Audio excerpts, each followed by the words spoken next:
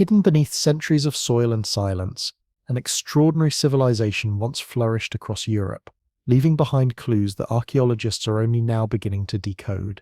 Deep underground, locked away in sacred springs and buried within ancient fortifications, lies evidence of a religious system so sophisticated that it challenges everything we thought we knew about Iron Age society.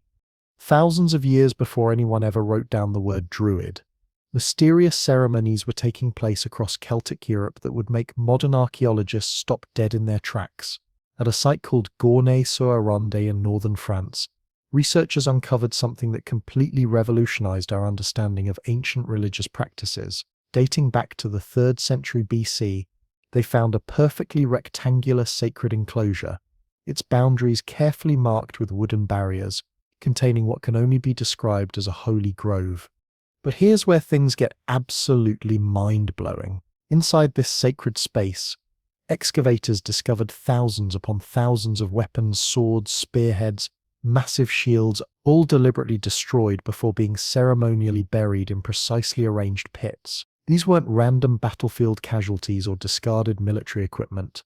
Every single piece had been intentionally broken, bent, and rendered completely useless for warfare. The systematic destruction served a specific purpose, ensuring these offerings could only serve divine powers. The meticulous organization of these deposits reveals something extraordinary about the people conducting these rituals. Someone with incredible authority and extensive knowledge was orchestrating these complex ceremonies.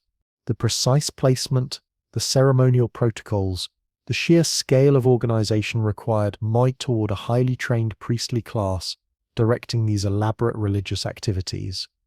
This pattern wasn't isolated to a single location.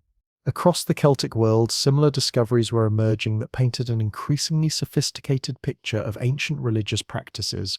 At Riedmont-sur-Ancre, also in northern France, archaeologists made a discovery that would haunt them for years.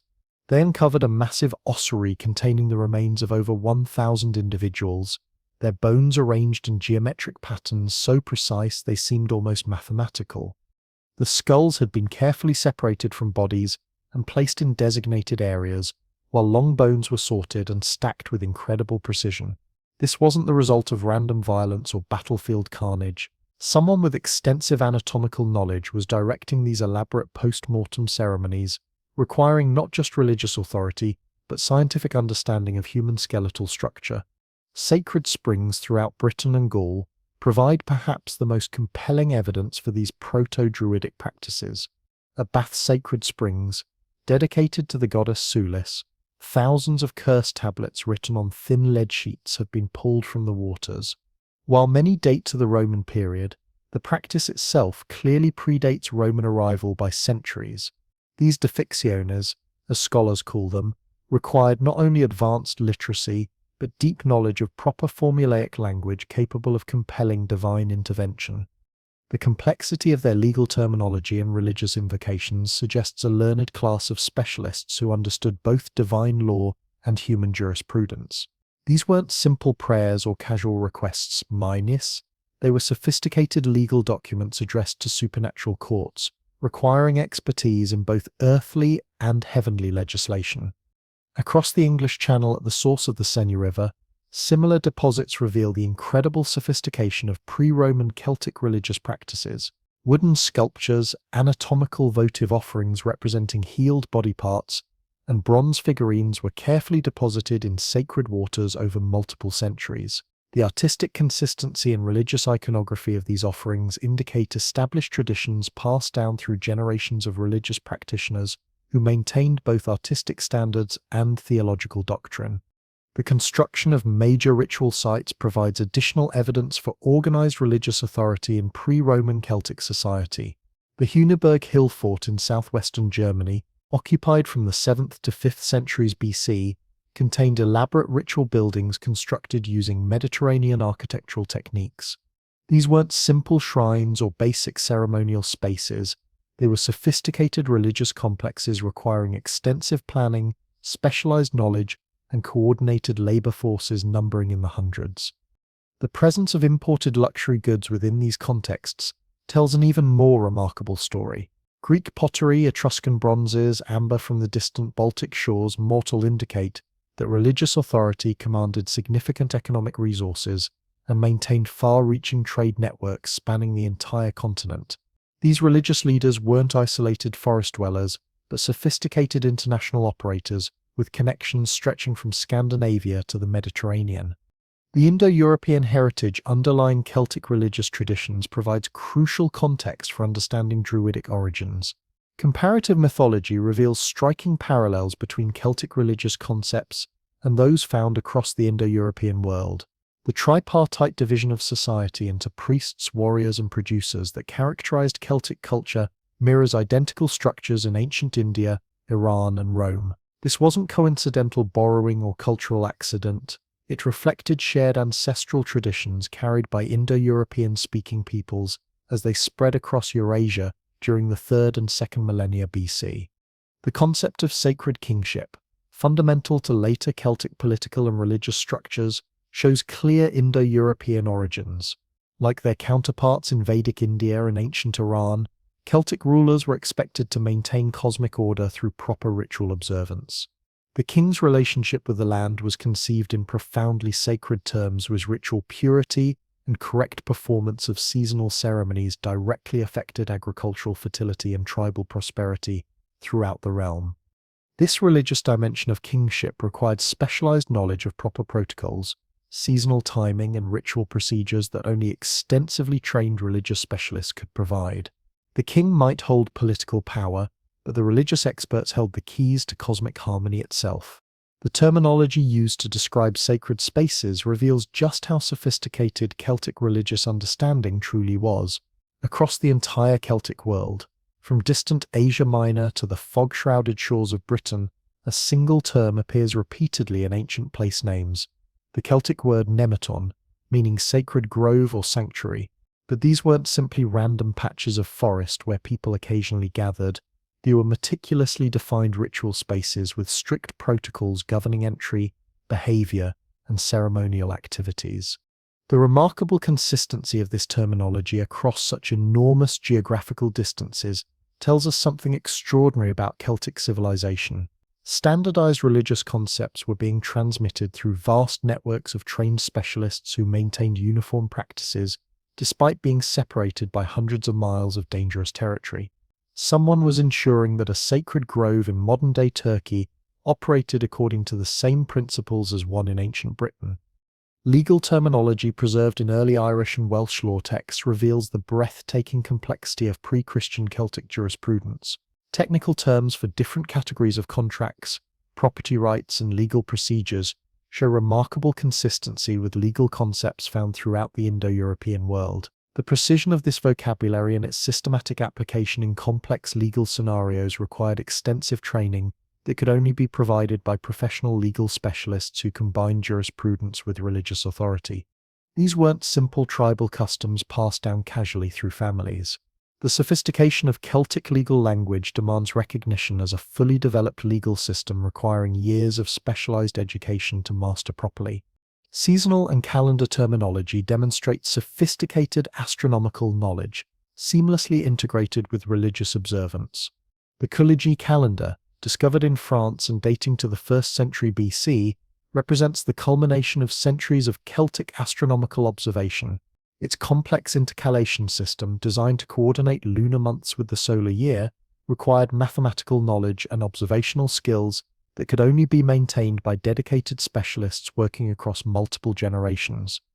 The religious terminology embedded within this calendar Nessa designating auspicious and inauspicious periods, seasonal ceremonies, and divine festivals serie shows the complete integration of astronomical knowledge with religious practice. These weren't separate fields of study but unified systems of understanding that governed both earthly time and cosmic order. The preservation of mythological narratives in Celtic languages reveals sophisticated theological concepts that required extensively trained specialists to maintain and interpret correctly. The complex genealogies connecting divine and human lineages, the intricate relationships between tribal deities and territorial boundaries, and the elaborate protocols governing interaction between human and divine realms all demanded extensive memorization and profound understanding of traditional teachings. Then, in 58 BC, everything changed. The transition from archaeological inference to documented historical reality occurred dramatically with Julius Caesar's arrival in Gaul. For the first time in recorded history, we encounter detailed written accounts of the Druids from an outside observer who claimed direct interaction with these enigmatic figures. Caesar's commentary De Bello Gallico, written between 58 and 50 BC, provides our most comprehensive classical description of Druidic society, though his account must be carefully examined through the lens of Roman political and military objectives. Despite his obvious biases, Caesar's observations reveal organizational structures that validate much of what archaeologists had theorized about Celtic religious hierarchy. According to Caesar's account, the Druids formed a distinct social class exempt from military service and taxation mish privileges that elevated them above even the warrior aristocracy in certain respects. At the apex of this hierarchy stood a single chief Druid who held supreme authority over all religious matters throughout Gaul. This position was either inherited through succession or, more commonly, elected by the Druidic assembly when the previous holder died. The electoral process Caesar describes suggests a democratic element within Druidic organization that contrasted sharply with the autocratic structures Romans typically encountered across their expanding empire. When multiple candidates sought the chief Druidic position, the decision was made through voting by the assembled Druids. If this process failed to produce a clear winner, armed conflict could result, indicating that despite their religious nature, Druids were willing to employ violence to resolve succession disputes. This detail reveals the substantial political power at stake in Druidic leadership positions. These weren't merely ceremonial roles, but positions commanding real authority over vast territories and diverse populations. Caesar's account of Druidic education provides remarkable insights into Celtic intellectual culture that continue to astound scholars today.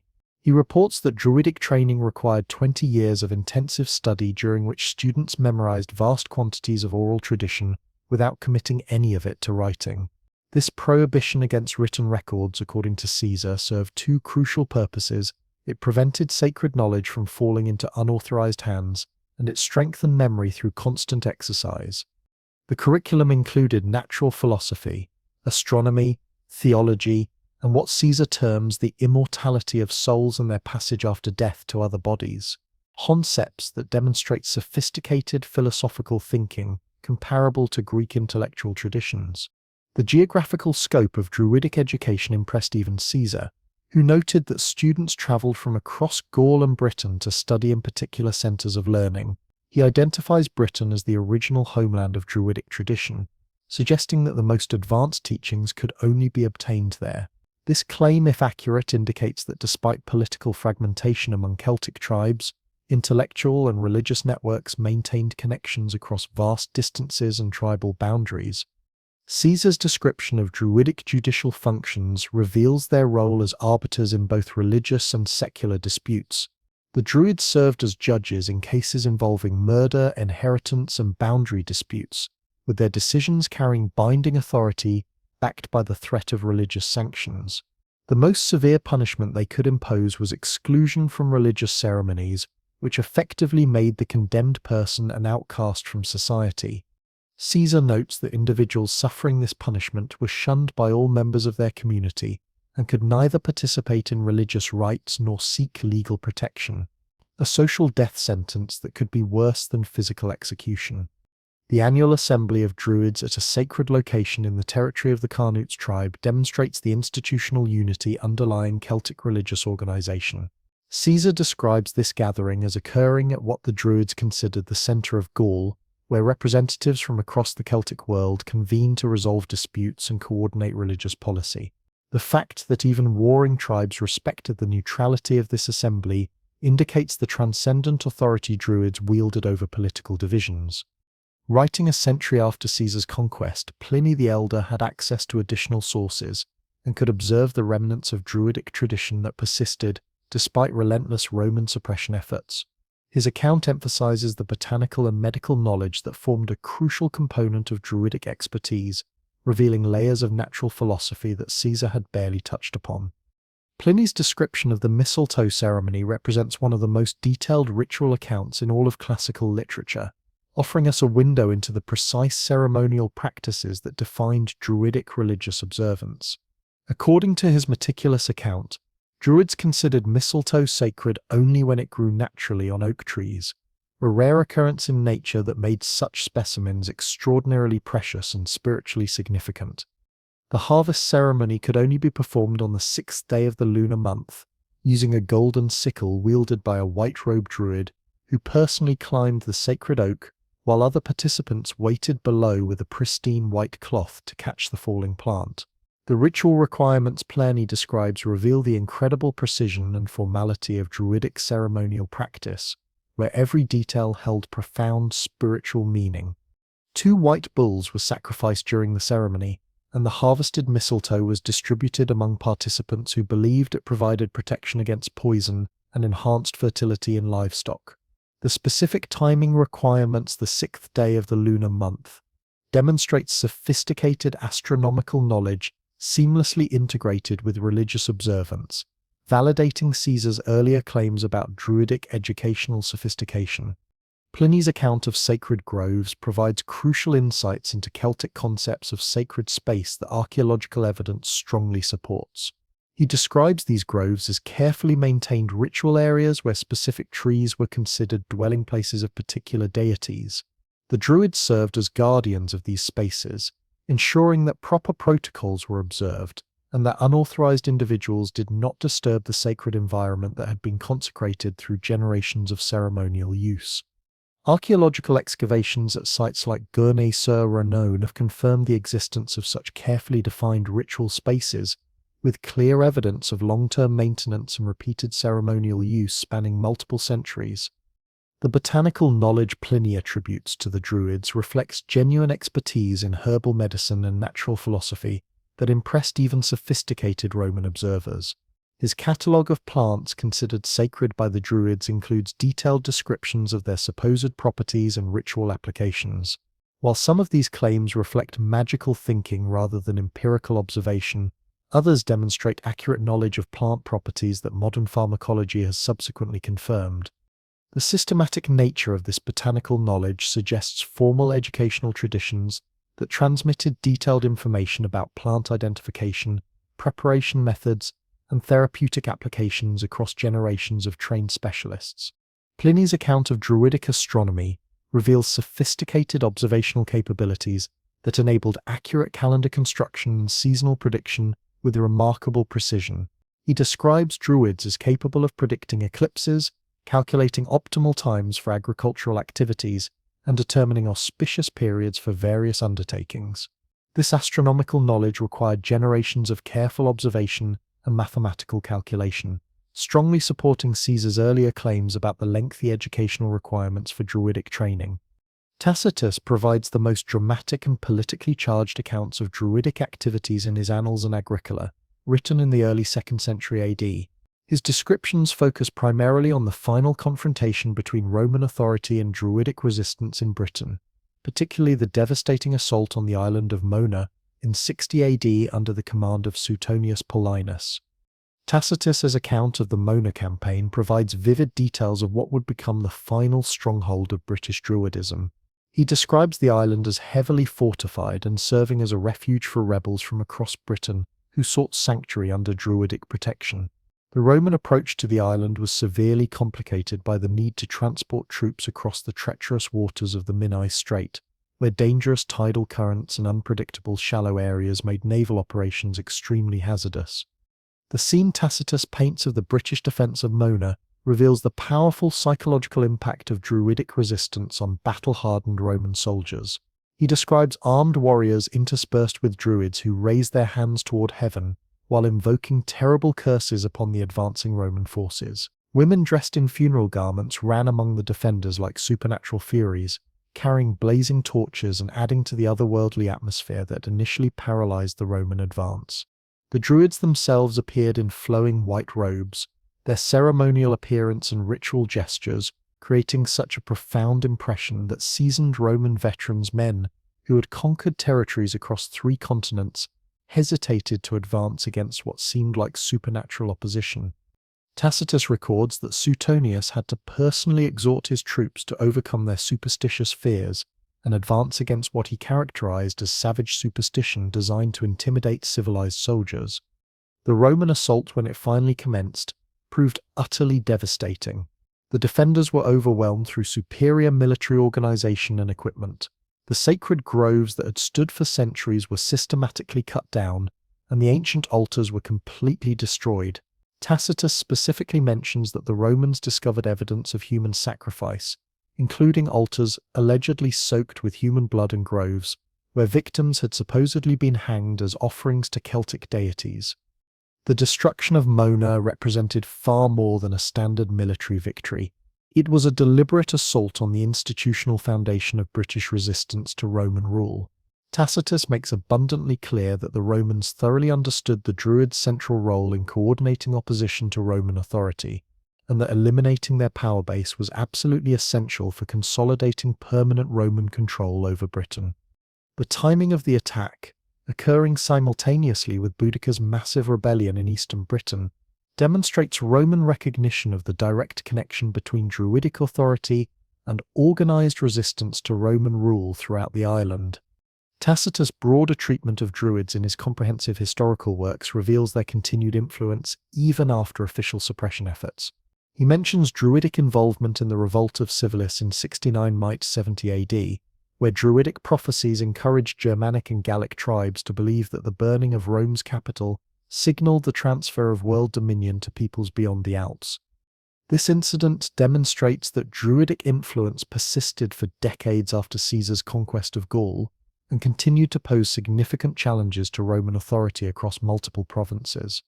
Critical analysis of these classical sources requires careful consideration of Roman cultural biases and political objectives that inevitably shaped their accounts of foreign peoples and practices. The physical terrain of Celtic territories functioned as far more than simple geographical boundaries. It operated as an intricate sacred framework where every natural feature possessed distinct religious meaning and ceremonial function. Modern archaeological investigations spanning the entire European continent have uncovered systematic patterns revealing how Celtic communities constructed their spiritual spaces, establishing vast networks of holy sites that linked individual tribal domains with expansive regional and pan-Celtic religious movements. The discovery of Nemeter, or consecrated groves, represents one of archaeology's most groundbreaking achievements in comprehending Celtic spiritual geography. These meticulously maintained woodland sanctuaries emerge throughout the archaeological record from the windswept highlands of Scotland to the distant shores of Asia Minor. Their locations become immediately recognizable through distinctive artifact collections and structural evidence that clearly differentiate them from ordinary residential areas or burial grounds. At Gurney-sur-Aronde in northern France, extensive excavations unveiled a rectangular enclosure measuring approximately 45 by 38 meters, completely surrounded by a wooden barrier featuring a solitary entrance oriented toward the dawn. Within this precisely defined ceremonial area, archaeologists uncovered evidence of uninterrupted ritual activities spanning more than 2 centuries, from the 3rd century BC through the Roman occupation period. The Gournay site demonstrates the remarkable sophistication underlying Nemeton's spatial organization.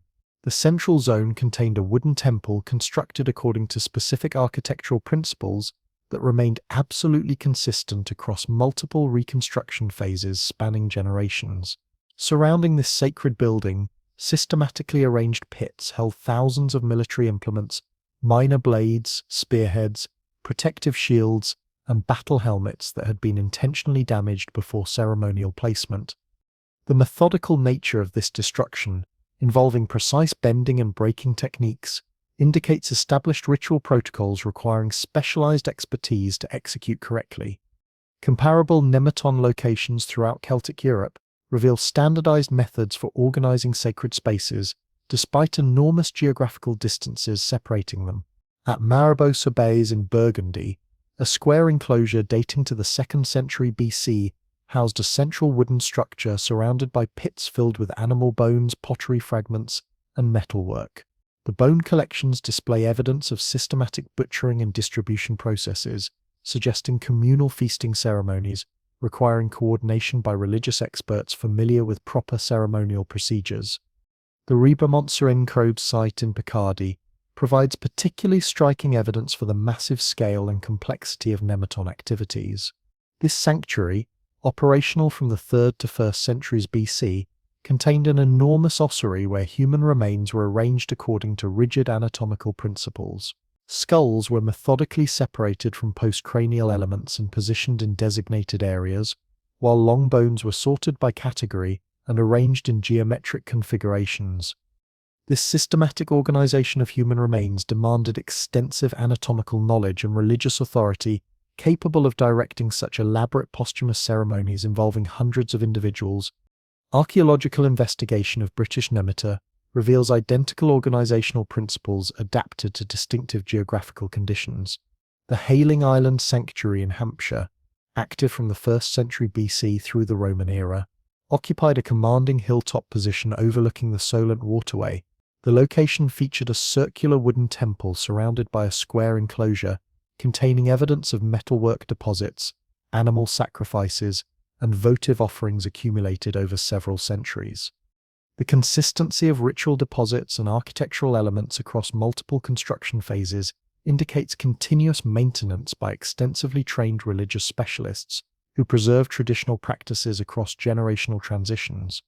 Stone circles represent another fundamental component of Celtic sacred geography, though their relationship to documented Druidic practices remains intricate due to their significantly earlier construction dates. The majority of British and Irish stone circles were erected during Neolithic and Bronze Age periods, centuries before recognizable Celtic culture emerged across Europe. However, archaeological evidence conclusively demonstrates continued utilization and modification of these ancient monuments throughout the Iron Age, strongly suggesting that Druids incorporated pre-existing sacred locations into their comprehensive religious system, rather than abandoning them as obsolete. Stonehenge provides the most thoroughly studied example of this remarkable phenomenon of cultural continuity. While the monument's primary construction phases date to the 3rd millennium BC, archaeological evidence reveals significant Iron Age activity at the location.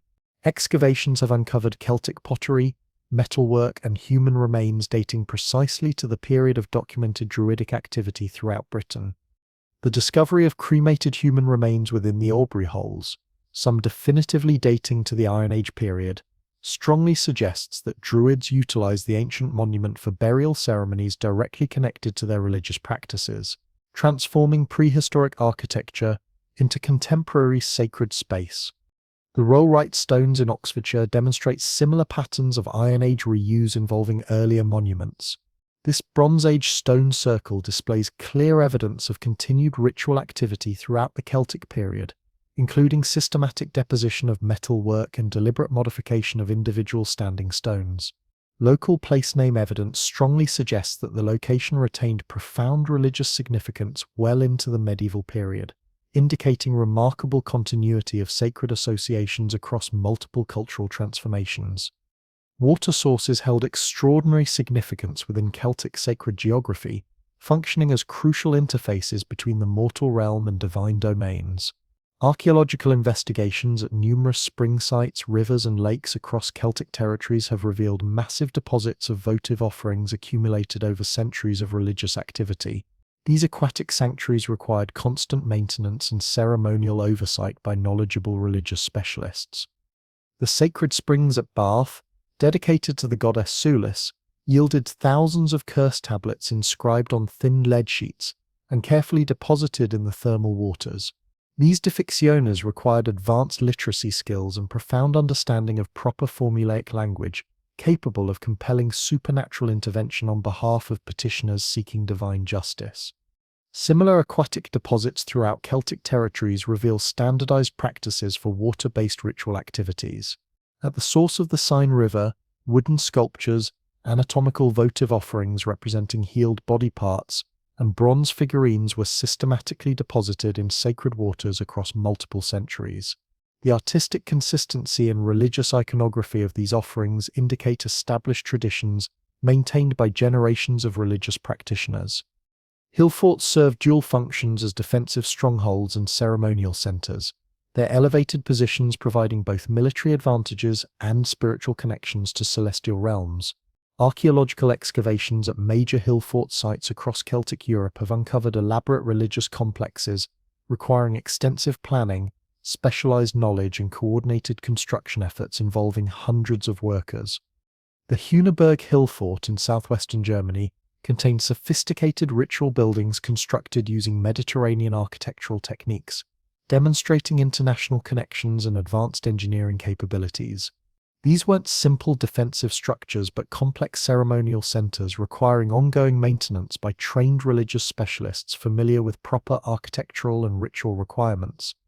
The burial mounds and barrows scattered throughout Celtic territories reveal extraordinarily sophisticated concepts of landscape organization that seamlessly connected living communities with ancestral spirits and territorial boundaries in ways that continue to amaze modern researchers.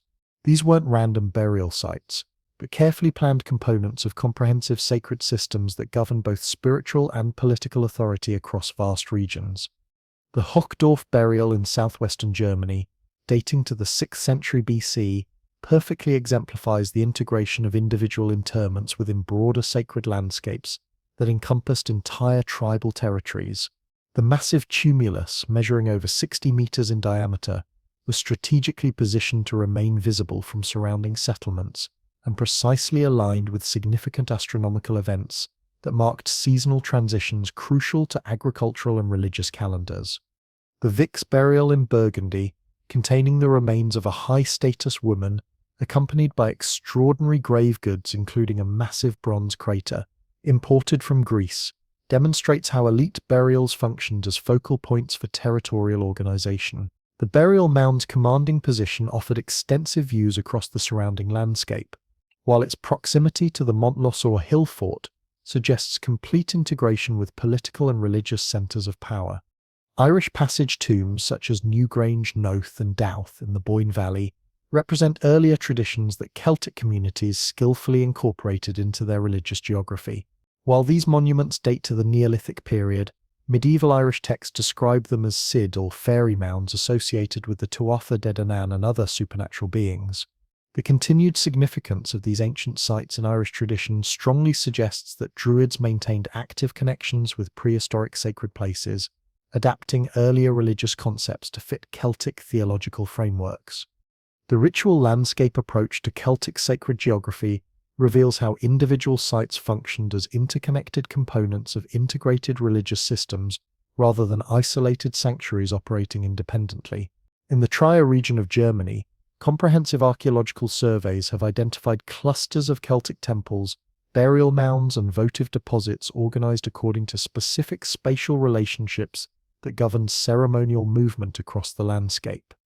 These site complexes were connected by ancient trackways that facilitated organized movement between different ritual locations during seasonal ceremonies or major religious festivals, creating pilgrimage routes that could span hundreds of miles. Water worship formed an absolutely fundamental component of Celtic religious practice, with springs, wells, and rivers serving as crucial interfaces between human and divine realms, where supernatural forces could be accessed through proper ritual protocols.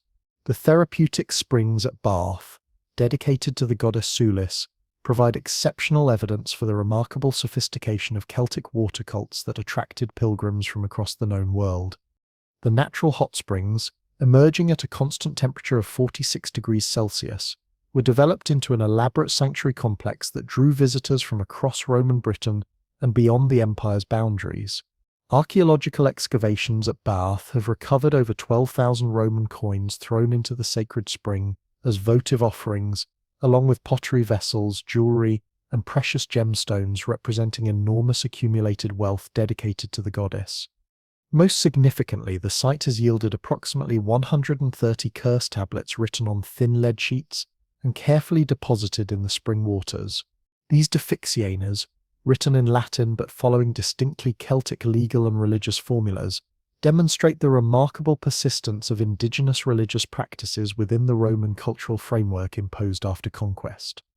The curse tablets reveal sophisticated understanding of divine law and proper procedures for seeking supernatural intervention in human disputes that required extensive specialized training. The tablets typically begin with elaborate invocations to Sulis Minerva, combining the Celtic goddess with her Roman counterpart, followed by detailed descriptions of alleged crimes and specific requests for appropriate punishments. The legal terminology and formulaic language employed in these texts required specialized knowledge that could only be provided by religious specialists thoroughly familiar with both Celtic and Roman legal traditions operating simultaneously within the provincial system. Similar water sanctuaries throughout Celtic Europe demonstrate the widespread importance of spring and river worship in Celtic religious practice that transcended tribal and regional boundaries. At the source of the Seine in Burgundy, the sanctuary of Sequana yielded thousands of votive offerings deposited systematically over several centuries of continuous religious activity. Wooden sculptures representing healed body parts, bronze figurines of pilgrims, and miniature representations of internal organs clearly indicate that the site functioned as a major healing sanctuary, where visitors sought divine intervention for serious medical conditions that conventional treatments could not address. The Fontes Sequanae site reveals the highly organized nature of Celtic pilgrimage practices that required institutional coordination. The votive deposits show clear evidence of systematic production by specialized craftsmen who created standardized offering types for different categories of supplicants seeking divine assistance. Anatomical votives were carved according to established artistic conventions, while bronze figurines followed consistent iconographic patterns that required extensive training to execute properly. This standardization strongly suggests institutional oversight by religious specialists who maintained both artistic and theological standards across extended periods spanning multiple generations.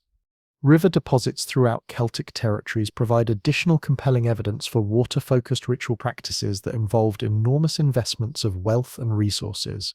The Thames in particular has yielded extraordinary quantities of high-status metalwork deposited during the Iron Age period, representing some of the finest examples of Celtic craftsmanship ever discovered. Weapons, tools, ornaments, and ceremonial cauldrons were thrown into the river at specific locations, often near fords or confluences that held special geographical significance within the sacred landscape. The concentration of these deposits at particular spots indicates established ritual sites where ceremonies were conducted according to specific protocols maintained by trained religious specialists. The Battersea Shield, discovered in the Thames and dating to the 1st century BC, exemplifies the exceptional quality of metalwork deposited in river sanctuaries. This bronze shield, decorated with elaborate lateen, artistic motifs and originally fitted with red glass studs, was clearly a prestige object rather than functional military equipment designed for actual combat. Its deliberate deposition in the Thames represents a significant sacrifice that required authorization by religious authorities capable of determining appropriate offerings for water deities governing the river's supernatural aspects. Sacred wells throughout the Celtic world demonstrate the remarkable persistence of water worship traditions extending from prehistory through the medieval period and beyond. The Caroburg Mithraeum on Hadrian's Wall contained a sacred well where Roman soldiers deposited offerings to Celtic water deities alongside their devotions to Mithras, creating a fascinating syncretism of religious traditions. The island of Mona, known today as Anglesey, occupied a position of supreme importance within the sacred geography of Celtic Britain that classical sources consistently emphasize. Classical authors unanimously identify Mona as the primary center of Druidic learning and religious authority, claims strongly supported by archaeological evidence for intensive ritual activity spanning several centuries of continuous occupation. Archaeological discoveries reveal that Druids operated as the central organizing force maintaining an intricate sacred network spanning the entire Celtic realm. The institutional framework governing Celtic's spiritual and intellectual existence unveils a remarkably complex hierarchy extending far beyond the traditional priest-warrior-farmer classifications recognized in other Indo-European civilizations. Evidence from excavations, combined with ancient testimonies and surviving Celtic manuscripts, confirms that Druidic organization consisted of 3 separate yet interwoven orders. Each possessed unique responsibilities, training demands, and community obligations that together sustained the elaborate structure of Celtic culture across multiple centuries. The supreme level housed the Druids themselves, whose core duties included legal judgment, scholarly instruction, and peaceful negotiation between competing tribal factions. These individuals possessed unprecedented influence throughout Celtic territories, functioning as ultimate decision-makers in legal controversies ranging from land disputes to homicide accusations. Their judicial power transcended clan allegiances, allowing them to settle disagreements between separate Celtic groups while ensuring legal uniformity across widely scattered populations. The consistent legal vocabulary found in ancient Irish and Welsh legal documents proves this system's effectiveness in spreading complex jurisprudential ideas across enormous distances and lengthy time spans. The scholarly obligations of senior Druids involved preparing future generations of spiritual experts in the most sophisticated elements of Celtic intellectual heritage. This curriculum encompassed natural science, celestial observation, religious doctrine, and the elaborate legal precedents governing Celtic communities. Candidates seeking entry to this supreme educational level typically had already finished comprehensive preparatory instruction in memory methods, fundamental legal concepts, and basic spiritual principles. The 2-decade training period documented by Caesar likely represents the complete time necessary to attain full Druidic rank, starting with elementary lessons and ending with mastery of the most secret teachings. Archaeological findings from locations like the Hockdorf burial and Vic's tomb demonstrate the material prosperity and social distinction linked to the highest Druidic positions. The burial artifacts accompanying these elite interments include imported treasures from throughout Europe and the Mediterranean basin, proving that senior Druids controlled vast commercial networks and gathered considerable economic assets. The appearance of specialized handicrafts, including complex metalwork and rare materials, suggests Druidic establishments supported communities of expert artisans producing ceremonial items needed for religious ceremonies. The intermediate level of Druidic organization contained the bards, whose particular duties focused on maintaining and presenting historical accounts, ancestry records, and poetic works that contained legal and spiritual wisdom within memorable artistic expressions. These professionals functioned as the chief guardians of Celtic cultural heritage, preserving enormous collections of spoken literature that recorded clan histories, mythological accounts, and legal customs extending across numerous generations. Their preparation emphasized verbal skill, musical creation, and the sophisticated metric systems enabling precise memorization of lengthy narrative sequences.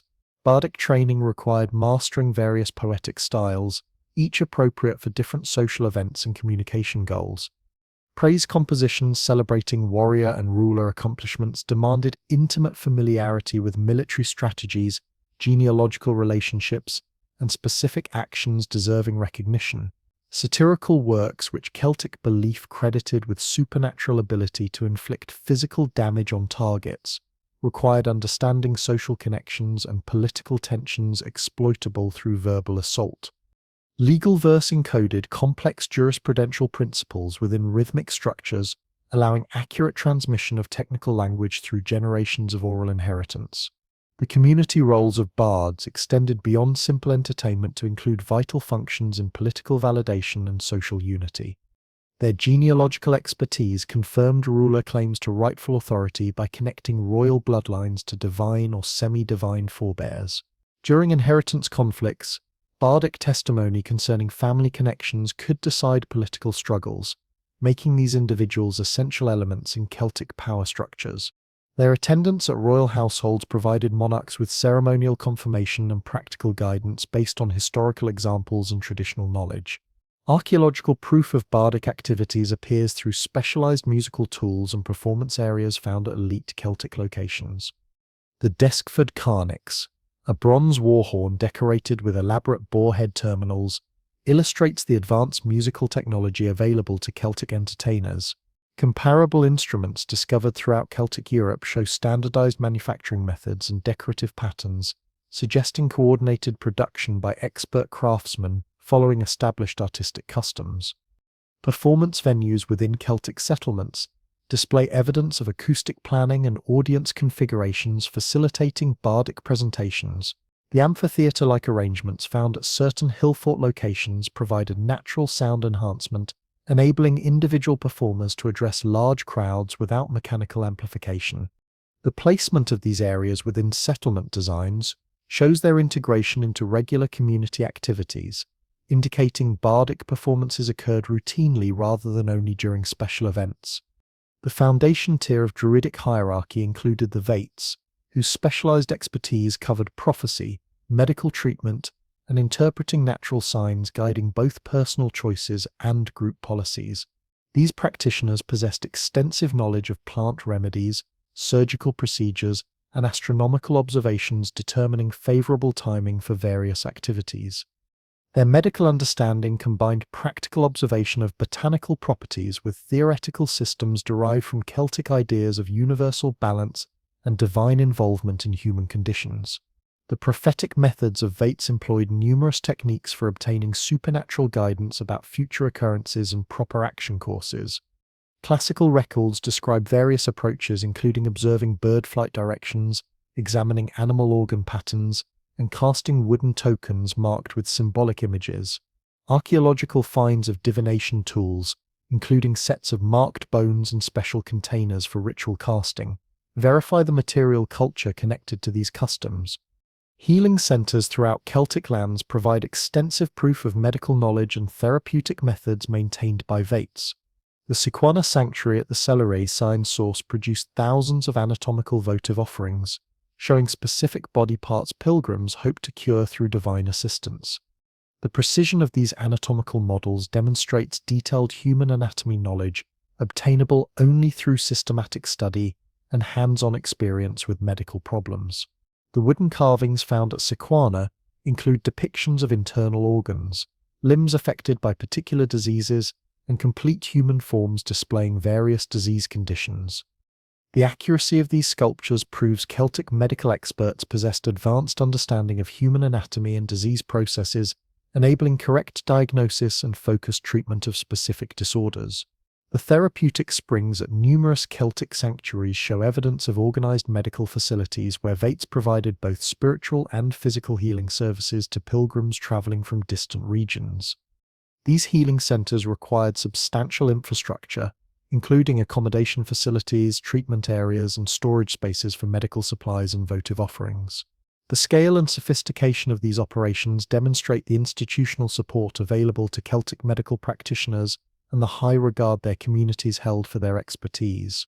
The uniform artistic methods used in creating these votive objects reveal institutional supervision by expert practitioners who upheld consistent criteria for medical depiction across vast territories and extended time periods.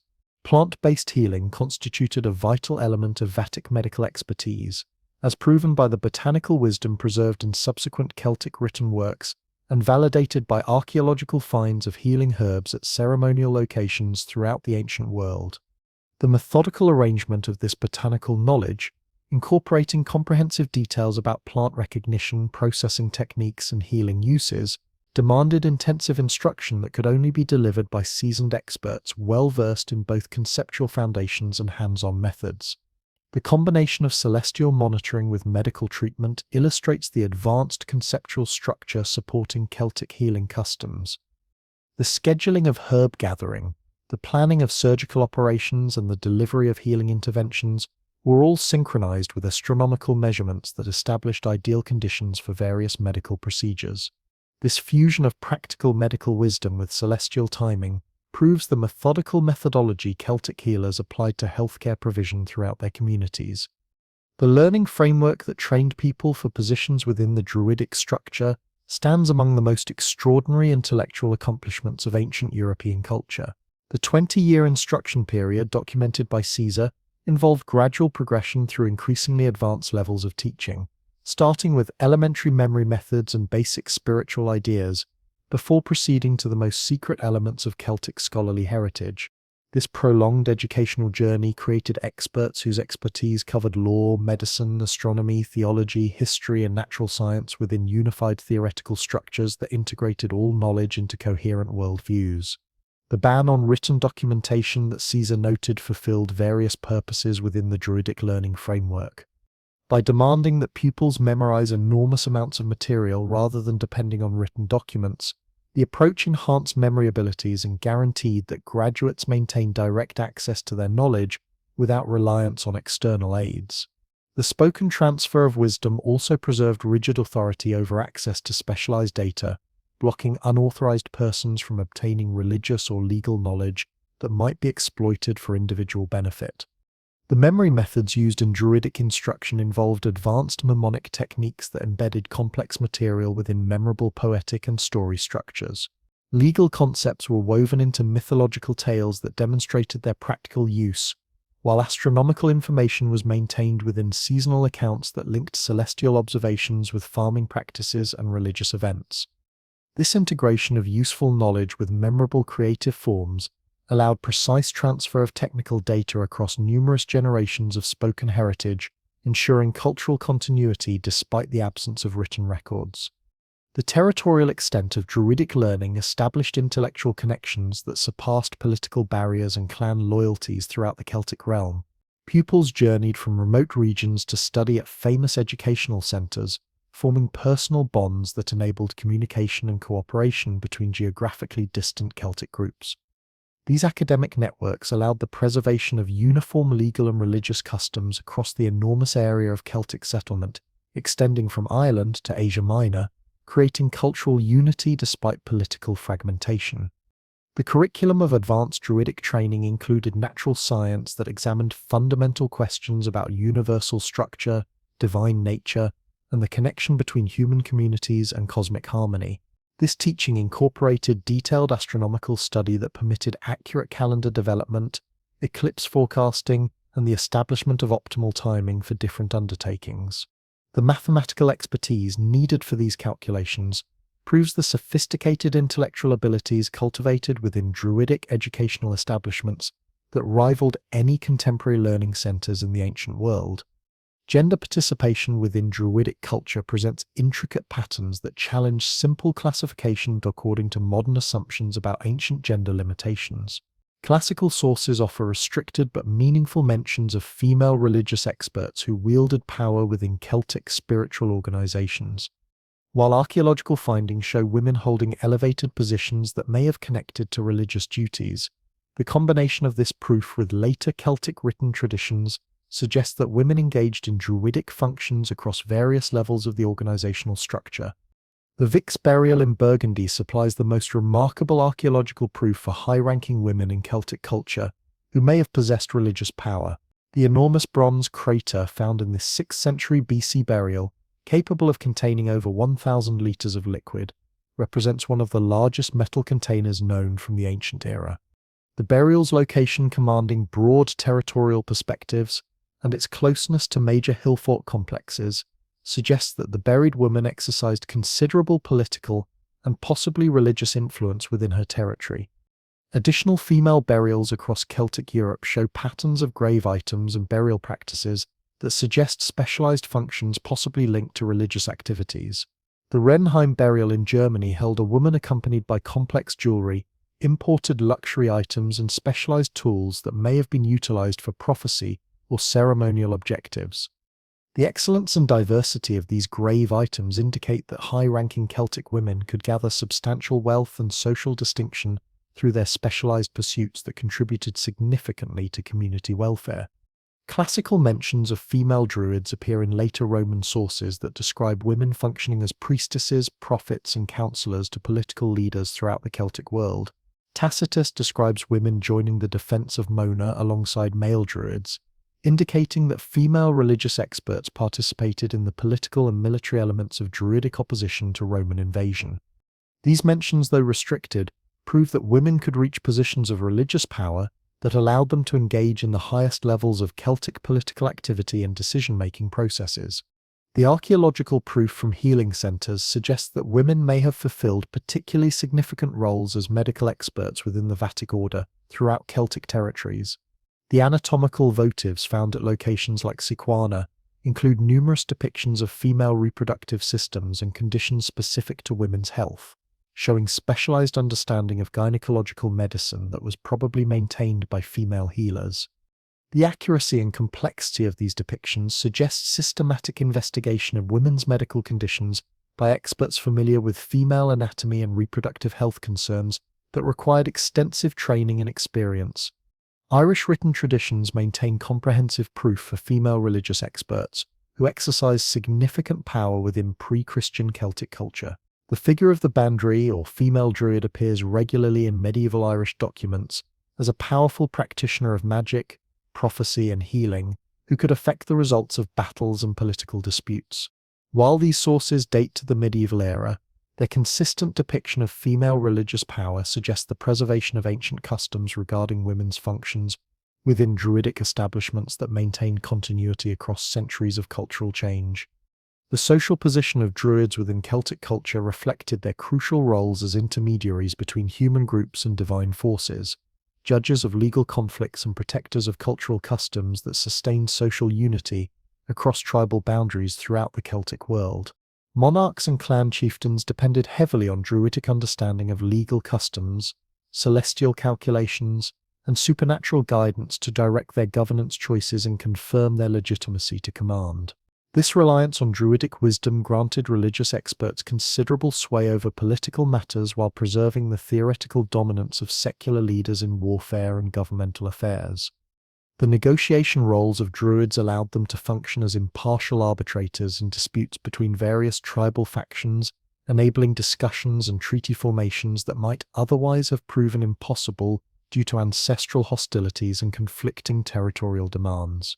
Their spiritual power crossed political borders, permitting them to invoke divine penalties against treaty breaches and offer trustworthy assurances for negotiated settlements. This diplomatic position demanded extensive familiarity with legal customs, family connections, and territorial limits that could only be preserved through organized instruction and institutional remembrance spanning multiple generations of trained specialists. The core structure of Celtic spiritual thinking relied upon an advanced comprehension of existence that went beyond the basic opposition between life and death recognized in many ancient civilizations. Archaeological discoveries from Celtic burial locations throughout Europe show consistent arrangements of grave items, body placement, and tomb design that demonstrate deeply rooted convictions about the spirit's persistence beyond bodily demise. The Hockdorf burial in southwestern Germany, dating to the 6th century BC, illustrates this worldview through its complex preparation of the departed for an afterlife voyage that would demand the same material requirements as worldly existence. The burial chamber at Hockdorf held not simply personal belongings, but an entire household's collection of equipment arranged with careful focus on practical usability.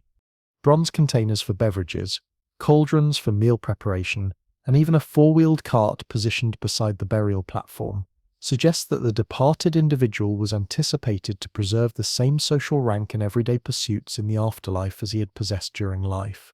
The existence of mead, traces in drinking horns, and proof of alcoholic drinks in bronze vessels shows that Celtic ideas of posthumous existence incorporated sensory encounters identical to those of living humans experiencing earthly pleasures. The direction of Celtic burials offers vital understanding into convictions about the spirit's voyage after death.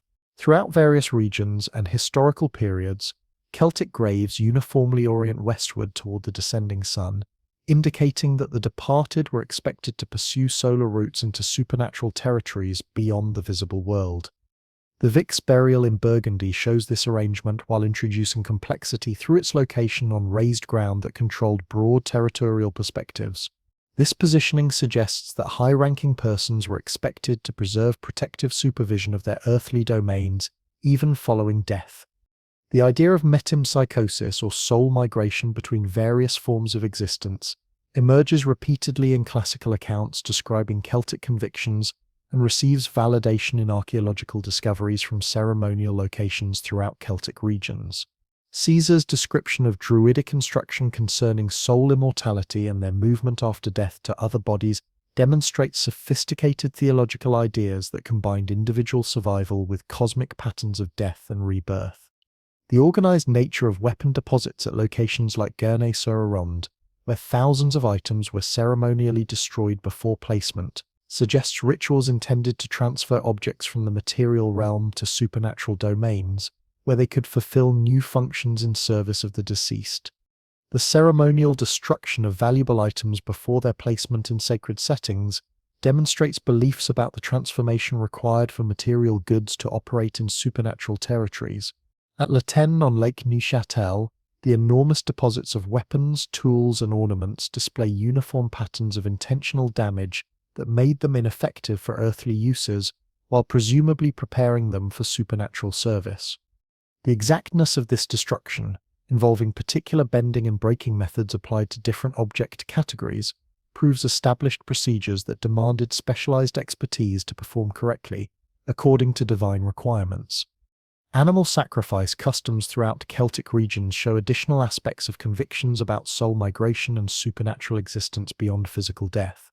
The organized butchering arrangements found at locations like Gournay-sur-Arronde prove careful separation of various anatomical components according to particular ceremonial demands that govern the proper treatment of sacrificial offerings. Skulls received different handling from postcranial remains, while certain bones were positioned in geometric arrangements that may have contained theological ideas about the connection between physical and spiritual elements of existence within Celtic cosmological understanding. The handling of human remains at Celtic ceremonial locations offers the most direct proof for convictions about soul survival and supernatural voyage requirements that guided burial practices. At Riedmont-sur-Ancre, the enormous ossuary holding over 1,000 individuals positioned in exact anatomical clusters demonstrates organized concepts about posthumous existence that demanded specific preparation of physical remains. The separation of skulls from other skeletal components and their positioning in separate zones suggests convictions about various aspects of human identity that required distinct treatment for successful supernatural transition into the realm of the blessed dead. The geographical understanding of supernatural territories within Celtic cosmology shows sophisticated comprehension of spatial connections that linked earthly regions with divine domains through particular landscape elements and seasonal changes. The Welsh idea of Annwn and the Irish Tir na nw represent parallel customs describing supernatural territories that existed in complex relationship with the physical realm rather than simple contrast. These domains became accessible through certain geographical positions and during specific temporal circumstances that demanded specialized knowledge to navigate safely without supernatural retribution or spiritual harm. The recognition of thin places or positions where the barrier between realms became penetrable established a sacred geography that combined supernatural access points with territorial organization and seasonal ceremonies that marked important transitions in the cosmic calendar. Archaeological discoveries from locations like Newgrange in Ireland prove how passage tombs were positioned to capture particular astronomical occurrences that indicated periods of increased supernatural accessibility for communication with the deceased. The winter solstice alignment at Newgrange, where sunlight enters the burial chamber only during the year's shortest days, suggests organized coordination between celestial observations and convictions about supernatural communication possibilities. Sacred springs throughout Celtic regions operated as vital interfaces between earthly and supernatural territories, offering locations where humans could communicate with divine beings and place offerings intended for supernatural recipients who governed various aspects of human welfare. The healing springs at Bath, dedicated to the goddess Sulis, drew pilgrims who sought recovery through direct contact with supernatural powers accessible through the naturally warmed waters emerging from underground sources. The thousands of curse tablets placed in the spring demonstrate sophisticated understanding of legal procedures operating across worldly boundaries, allowing human petitioners to seek supernatural intervention in earthly conflicts through divine justice. The multi-deity system of Celtic spirituality contained hundreds of divine beings whose roles extended from universal cosmic forces to extremely localized territorial guardians. This theological intricacy demanded comprehensive organization by spiritual experts who preserved knowledge of correct invocations, seasonal rituals, and territorial limits that established various divine jurisdictions across the Celtic world. The uniformity of specific divine names throughout geographically distant Celtic areas proves successful transmission of theological wisdom through networks of educated experts who synchronize religious customs across clan boundaries, spanning enormous distances and cultural variations. Sir Nunnos, the antlered deity, whose representation emerges on the Gunda Strup cauldron and countless other Celtic objects, stands among the most extensively acknowledged divine figures in the Celtic spiritual system, His symbolic imagery consistently links him with untamed creatures, especially deer, and with emblems of plenty, including torques and pouches of harvested grain. Archaeological finds of Cernunnos imagery from Scotland to Romania prove the territorial scope of his veneration, while showing regional differences that demonstrate local modification of universal divine ideas adapted to specific cultural needs. The Gundestrup cauldron, found in a Danish marsh but clearly of Celtic creation, offers remarkable understanding into the intricate symbolism connected with Cernunnos veneration. The divine figure appears in a cross-legged contemplative stance, holding a torque in one hand and a ram-headed snake in the other, encircled by diverse creatures, including deer, boars, and cattle.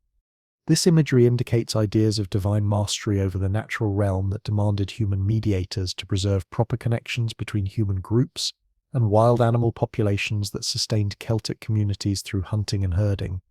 Regional differences in Cernunnos imagery show how universal divine ideas were modified to local geographical and cultural circumstances. In Britain, the divine figure often appears linked with coins and emblems of material wealth, demonstrating the economic interests of communities participating in extensive commercial networks that connected distant territories.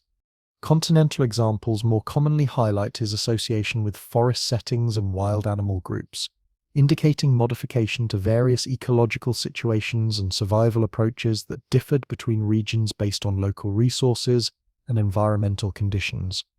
Brigid represents another significant Celtic divine figure, whose veneration spread throughout the entire Celtic realm, while preserving consistent links with craftsmanship, healing, and poetic inspiration that required supernatural guidance. Archaeological proof for Brigid veneration appears through specialized workshops, healing centers, and educational facilities that may have operated under her divine protection. The goddess's threefold nature, including metalwork, healing, and poetry, demonstrates the combination of practical abilities with supernatural inspiration that distinguished Celtic methods to specialized knowledge requiring both technical skill and divine assistance. The Sanctuary of Brigid at Kildare in Ireland offers remarkable evidence for the institutional frameworks linked with major Celtic divine figures. Medieval accounts describe an eternal flame preserved by a community of religious experts who maintained ancient ceremonial customs through the Christian era despite official religious changes. Archaeological examination of the location has shown proof for continuous religious activity, extending over 1,000 years, including metalwork facilities, healing springs, and educational structures that supported communities of specialized practitioners serving the goddess across multiple generations. Metalwork locations throughout Celtic regions show consistent links with religious activity that indicates divine sponsorship of craft work, demanding specialized knowledge and supernatural inspiration for successful completion. The Latin artistic style that defines Celtic metalwork proves sophisticated understanding of geometric concepts, symbolic frameworks, and technical methods that demanded extensive instruction to achieve mastery. The uniformity of artistic patterns across enormous geographical distances shows institutional supervision by religious experts who preserved standards for sacred art creation that maintained consistency across diverse regional traditions, while allowing for local innovation within established parameters. Lugh, the multi-talented divine figure linked with craftsmanship, warfare, and kingship, appears throughout Celtic regions in different forms that demonstrate his function as sponsor of specialized knowledge and political power. The festival of Lugh Nasad, observed on August 1st, indicated the start of harvest season, with ceremonies that combined agricultural gratitude with exhibitions of craftsmanship and athletic contests. Archaeological proof from hilltop locations throughout Celtic Europe shows increased activity during late summer that may demonstrate Lugh Nasad celebrations, demanding coordination by religious experts familiar with proper ceremonial requirements and community organization. The Collegi calendar found in France and dating to the 1st century BC offers remarkable evidence for the astronomical knowledge needed to coordinate seasonal festivals with celestial observations that govern the timing of religious activities. This bronze tablet holds a complex lunar-solar calendar system that synchronized lunar months with the solar year through sophisticated intercalation methods requiring advanced mathematical understanding. The technical language used in the calendar proves systematic astronomical observation that could only be preserved by educated experts familiar with mathematical computation and long-term celestial patterns that required generations of careful study to master completely. Regional divine figures throughout Celtic regions demonstrate the localized character of much Celtic religious practice, while showing how universal divine ideas were modified to particular geographical and cultural situations. The goddess Sequana, linked with the source of the Seine River, drew pilgrims from throughout Gaul who sought healing through contact with her sacred waters emerging from underground sources. The thousands of votive offerings found at her sanctuary show systematic methods for divine petition that demanded knowledge of appropriate offering categories, ceremonial procedures, and seasonal timing for various types of requests addressed to the goddess. Territorial divine figures linked with specific landscapes, rivers, and clan boundaries demanded specialized knowledge of local customs, genealogical relationships, and historical examples that confirm divine claims to certain geographical zones. The combination of these local customs with broader Celtic theological structures required extensive coordination by religious experts who could preserve consistency between universal principles and regional differences in divine veneration. The sacred calendar that organized Celtic religious observances shows sophisticated combination of astronomical observation with agricultural patterns and theological ideas about seasonal changes between various cosmic circumstances that governed both earthly and supernatural activities throughout the year. The four major festivals of Samhain, Imbolc, Beltane, and Lughnasadh separated the year into quarters that match crucial changes in both agricultural and pastoral pursuits. These celebrations demanded extensive preparation, including special food creation, ceremonial equipment preparation, and coordination of community participation that could only be handled by educated experts. Samhain, observed on October 31st and November 1st, indicated the most significant change in the Celtic year when the barrier between realms became most permeable and the deceased could return to visit their earthly homes and interact with the living community. Archaeological proof from Celtic settlements shows increased ritual activity during this period, including the preparation of special foods, the lighting of ceremonial fires, and the performance of divination ceremonies intended to obtain supernatural guidance for the approaching dark season when supernatural dangers increased significantly. The ignition of ceremonial blazes on elevated peaks throughout Celtic domains established communication networks that synchronized festival celebrations across enormous geographical territories, spanning multiple tribal boundaries. These fire rituals demanded specialized understanding of appropriate fuel materials, ignition methods, and astronomical timing that could only be supplied by educated religious experts who preserved ancient traditions across generations. Lughnasadh, observed on August 1st, merged harvest gratitude with exhibitions of craftsmanship, athletic competitions, and legal proceedings that demanded coordination by various categories of experts working in harmony. The festival's connection with Lugh demonstrates his sponsorship of activities requiring specialized knowledge and political influence that extended across tribal territories. Archaeological discoveries from hilltop locations throughout Celtic Europe show temporary buildings, craft production zones, and assembly areas that accommodated large gatherings during late summer periods when communities traveled vast distances to participate in these essential celebrations. The lunar foundation of Celtic calendar systems demanded sophisticated mathematical expertise to coordinate monthly patterns with seasonal festivals and agricultural pursuits that governed Celtic survival strategies. The colony calendar proves mastery of intercalation methods that preserved synchronization between lunar months and the solar year across extended periods requiring institutional continuity. The complexity of these computations demanded institutional memory, extending across multiple generations of educated experts who could maintain precision through systematic observation and mathematical calculation that represented some of the most advanced astronomical knowledge in the ancient world. The rhythmic pounding of bronze-tipped spears against wooden shields resonated throughout the hillsides of Gaul as Celtic communities organized for Samhain, the most crucial festival in their sacred calendar that marked the transition between seasons and cosmic realms. Archaeological excavations at Oppidah throughout Europe, have uncovered comprehensive evidence for the elaborate preparations these seasonal celebrations demanded, including specialized cooking areas, temporary buildings for accommodating visitors, and carefully positioned deposits of ceremonial items that would be destroyed during the festivities.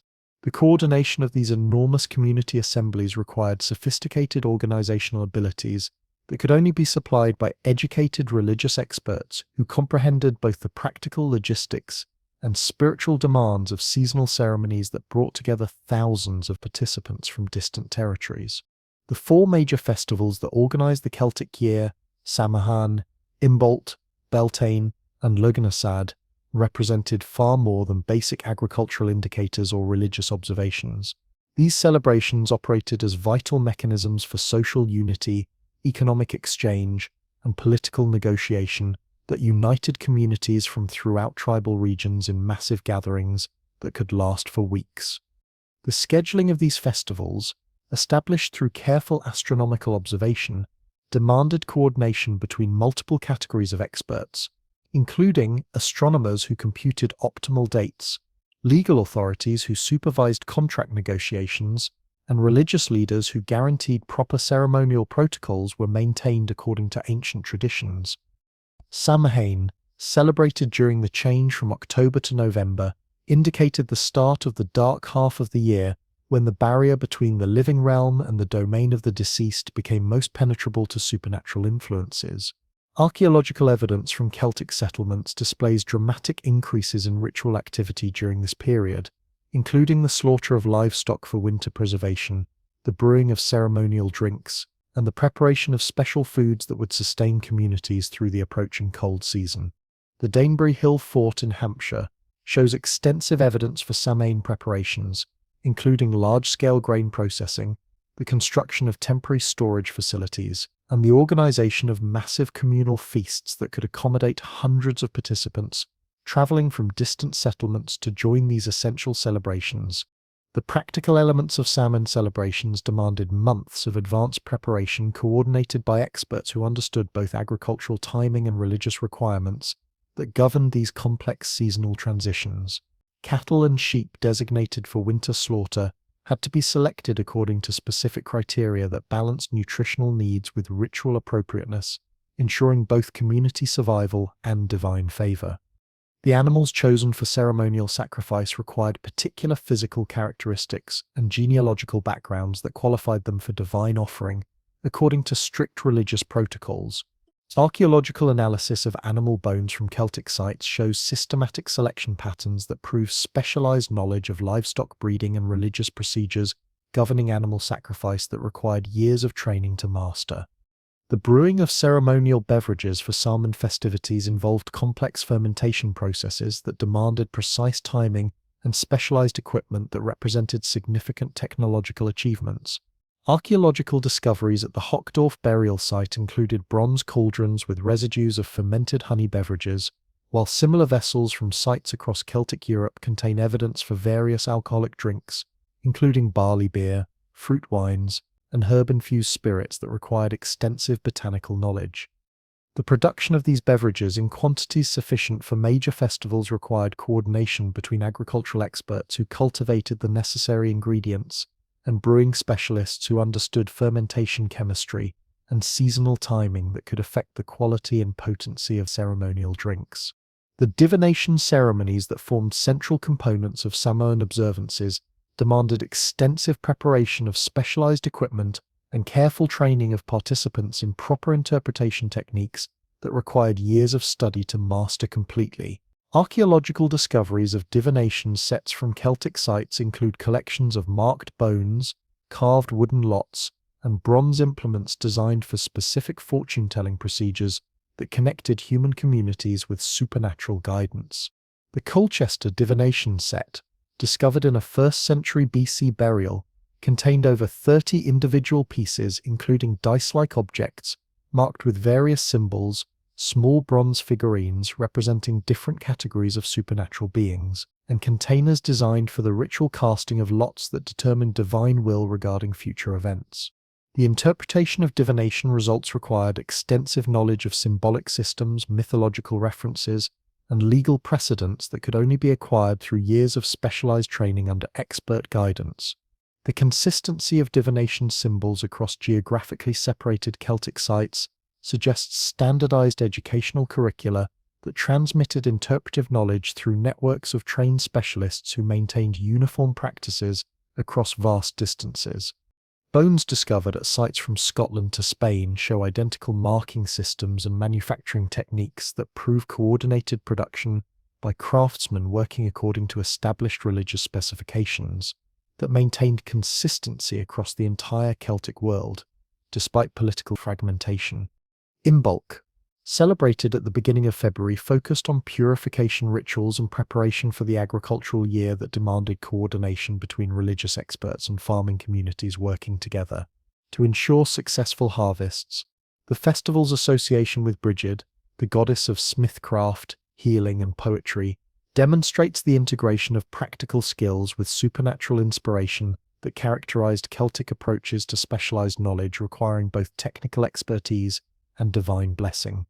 Archaeological evidence from sites dedicated to Brigid worship shows workshops, healing facilities, and educational centers that supported communities of practitioners who maintained her ceremonial traditions across multiple generations of continuous religious activity that preserved ancient wisdom through changing historical circumstances. The fire illumination rituals that commenced Beltane celebrations demanded exact timing synchronized with astronomical observations and meticulous preparation of ceremonial materials that carried profound spiritual significance. All existing flames within the community were extinguished before the festival commenced, guaranteeing that the new Beltane fire would function as the exclusive source of flame for rekindling household hearths and ceremonial torches throughout the settlement. This process required coordination by religious experts who comprehended both the practical logistics of flame management and the spiritual importance of fire renewal ceremonies that connected earthly communities with cosmic forces governing seasonal transitions and agricultural fertility. The selection and preparation of Beltane fire fuel involved specialized understanding of wood characteristics, burning qualities, and symbolic connections that qualified different tree species for ceremonial application according to ancient traditions. Oak wood, sacred to Celtic divine figures and valued for its long-burning properties, constituted the primary fuel for major ceremonial fires that would burn throughout the festival period. Hawthorn branches, gathered according to specific procedures and blessed through appropriate rituals, provided kindling that carried particular protective properties against supernatural dangers. The systematic collection and preparation of these materials demanded coordination between botanical experts who understood tree identification and religious specialists who knew proper harvesting ceremonies that honored the spirits dwelling within sacred groves. Lughnasadh, celebrated at the beginning of August, combined harvest gratitude with exhibitions of craftsmanship, athletic competition, and legal proceedings that united specialists from throughout Celtic society in massive gatherings. The festival's connection with Lugh, the multi-talented deity of craftsmanship and kingship, demonstrates the integration of practical abilities with divine inspiration that characterized Celtic concepts of specialized knowledge requiring both technical skill and supernatural blessing. Archaeological evidence from hilltop assembly locations throughout Europe shows temporary buildings, craft production zones, and competition venues that accommodated large gatherings during late summer periods, when communities traveled enormous distances to participate in these essential celebrations. The craft exhibitions that constituted central elements of Lughnasadh celebrations offered opportunities for experts to display their abilities, share technical knowledge, and compete for recognition within their professional communities that valued both skill and innovation. Metalworkers brought examples of their finest weapons, tools, and ornaments to prove mastery of complex manufacturing methods requiring years of apprenticeship. Textile producers exhibited elaborately woven fabrics that demonstrated their understanding of dyeing processes, pattern construction, and decorative applications that transformed raw materials into objects of beauty and spiritual significance. These exhibitions served both educational and competitive purposes, enabling the transmission of technical knowledge while establishing hierarchies of skill within specialized crafts that maintained quality standards across the Celtic world. The athletic competitions linked with Lughnasadh demanded extensive organization by experts who understood both the practical requirements of different contests and their symbolic importance within Celtic culture that celebrated physical prowess alongside intellectual achievement. Horse racing events required knowledge of breeding methods, training approaches, and track construction that could only be supplied by equestrian specialists who understood both animal behavior and competitive strategy.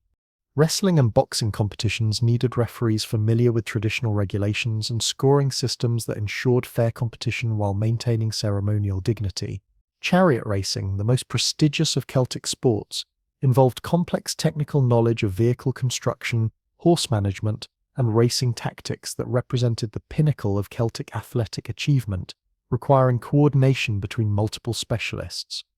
The legal proceedings conducted during Lughnasadh assemblies provided opportunities for dispute resolution, contract negotiation, and law revision that demanded coordination by legal experts familiar with traditional precedents and contemporary needs that reflected changing social conditions. The temporary nature of these legal sessions required portable record-keeping systems and memorization methods that enabled accurate preservation of decisions and agreements that would govern community relationships throughout the coming year. Archaeological discoveries of legal equipment from Celtic sites include measuring devices, scales for weighing precious metals, and symbolic objects used in oath-taking ceremonies that bound participants to honor their commitments according to both human and divine law. The question of human sacrifice within Celtic religious practice remains one of the most controversial aspects of Druidic ritual activities, with classical sources providing dramatic accounts that must be carefully evaluated against archaeological evidence and scholarly analysis that considers Roman political motivations and cultural biases. Caesar's descriptions of mass human sacrifice, including the construction of enormous wicker figures filled with living victims, represent some of the most sensational claims about Celtic religious practices that have captured popular imagination for centuries. However, these accounts must be examined within the context of Roman political propaganda and cultural prejudices that routinely portrayed non-Roman peoples as practitioners of barbaric customs that justified military intervention and cultural suppression. Archaeological evidence for human sacrifice in Celtic contexts does exist, but the scale and systematic nature described by classical authors appears significantly exaggerated compared to the physical evidence discovered through scientific excavation and analysis. Bog bodies discovered throughout northern Europe provide clear evidence that ritual human sacrifice occurred within Celtic religious practice. But these isolated discoveries hardly support claims of widespread routine mass sacrifice that classical authors described. The Lindo man, discovered in a Cheshire bog and dating to the 1st century AD, shows evidence of ritual killing including a cord around the neck, blunt force trauma to the head, and a slit throat that suggests ceremonial execution according to specific protocols requiring religious authority to implement.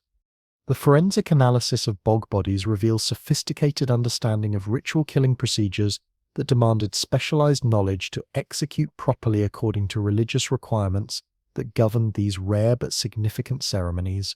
The Grobal man, discovered in Denmark and dating to the 3rd century BC, shows evidence of careful preparation including ritual shaving and the consumption of specific foods before death that may have held spiritual significance.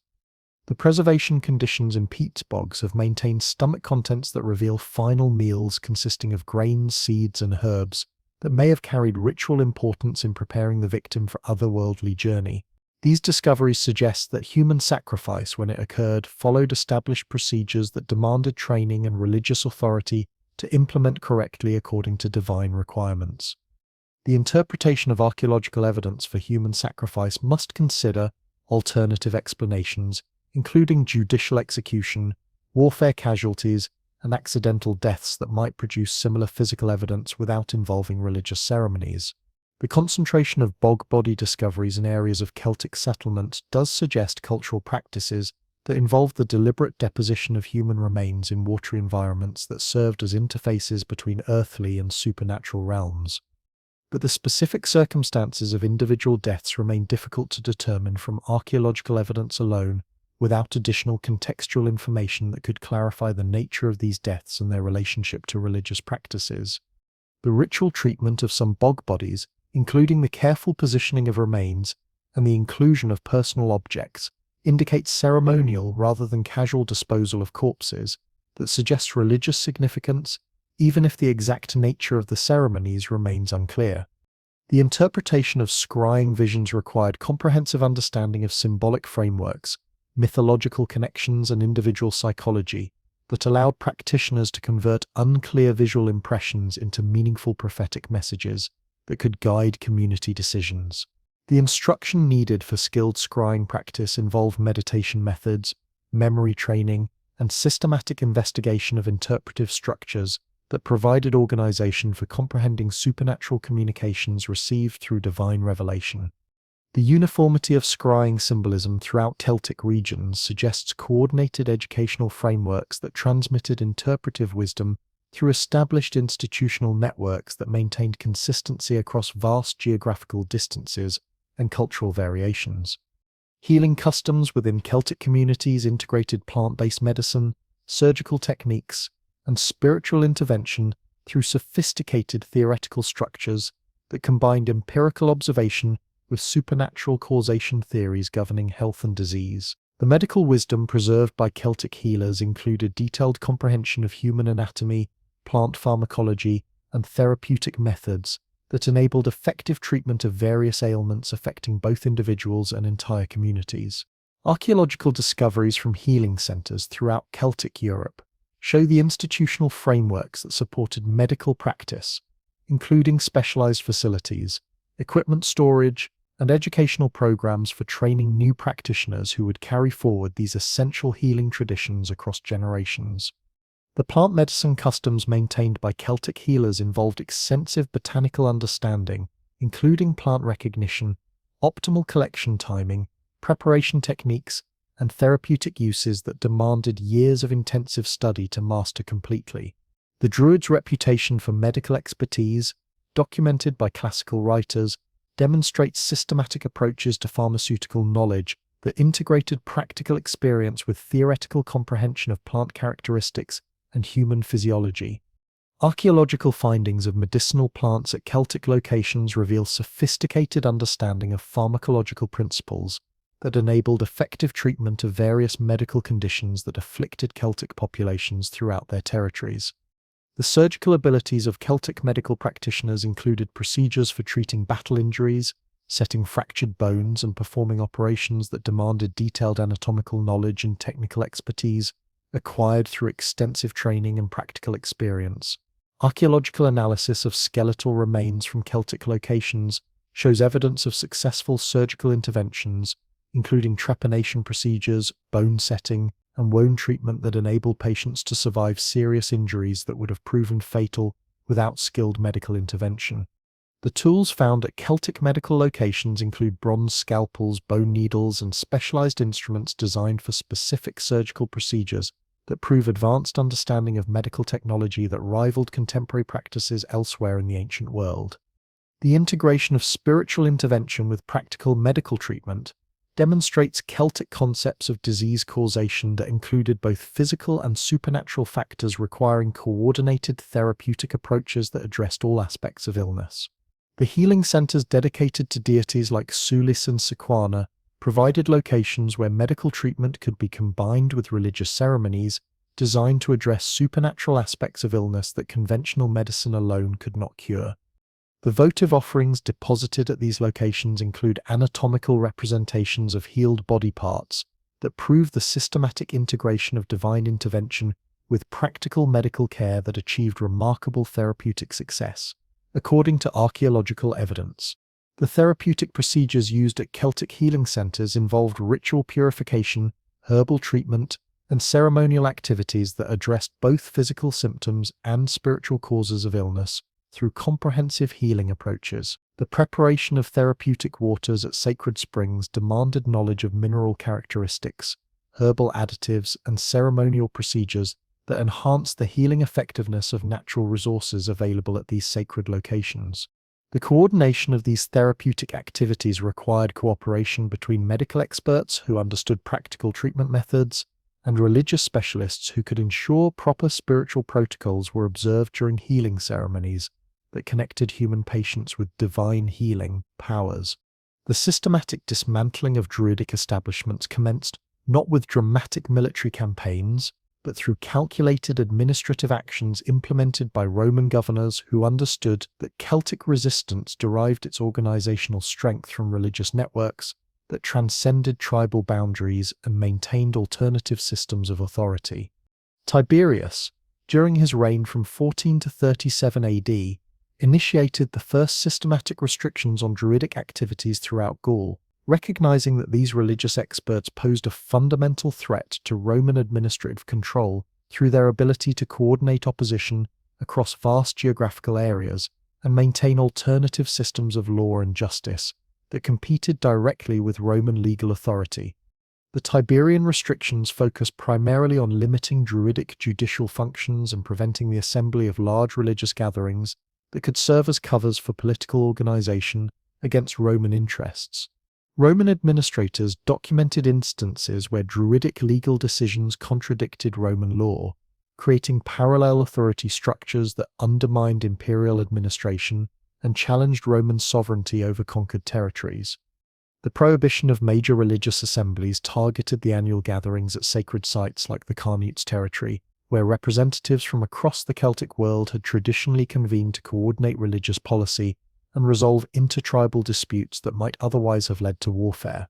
These assemblies had functioned as unofficial political conferences that enabled coordinated resistance to Roman rule while maintaining the appearance of purely religious activities that seemed harmless to casual Roman observers. Archaeological evidence from Gallic Oppida during the Tiberian period shows gradual changes in material culture that demonstrate increasing Roman influence over elite Celtic society through economic incentives and political pressure. The traditional Celtic coinages that had featured indigenous deities and tribal symbols were progressively replaced by Roman-style issues that emphasized imperial authority and Roman religious themes acceptable to Roman administrators. Excavations at sites like Bibracte revealed declining evidence for traditional Celtic religious activities during the 20s and 30s AD, including reduced deposits of votive offerings and the abandonment of sacred spaces that had been maintained for centuries of continuous religious observance. The economic pressures accompanying Tiberian religious restrictions created additional incentives for Celtic elites to abandon traditional practices in favor of Roman alternatives that offered greater opportunities for advancement and wealth accumulation.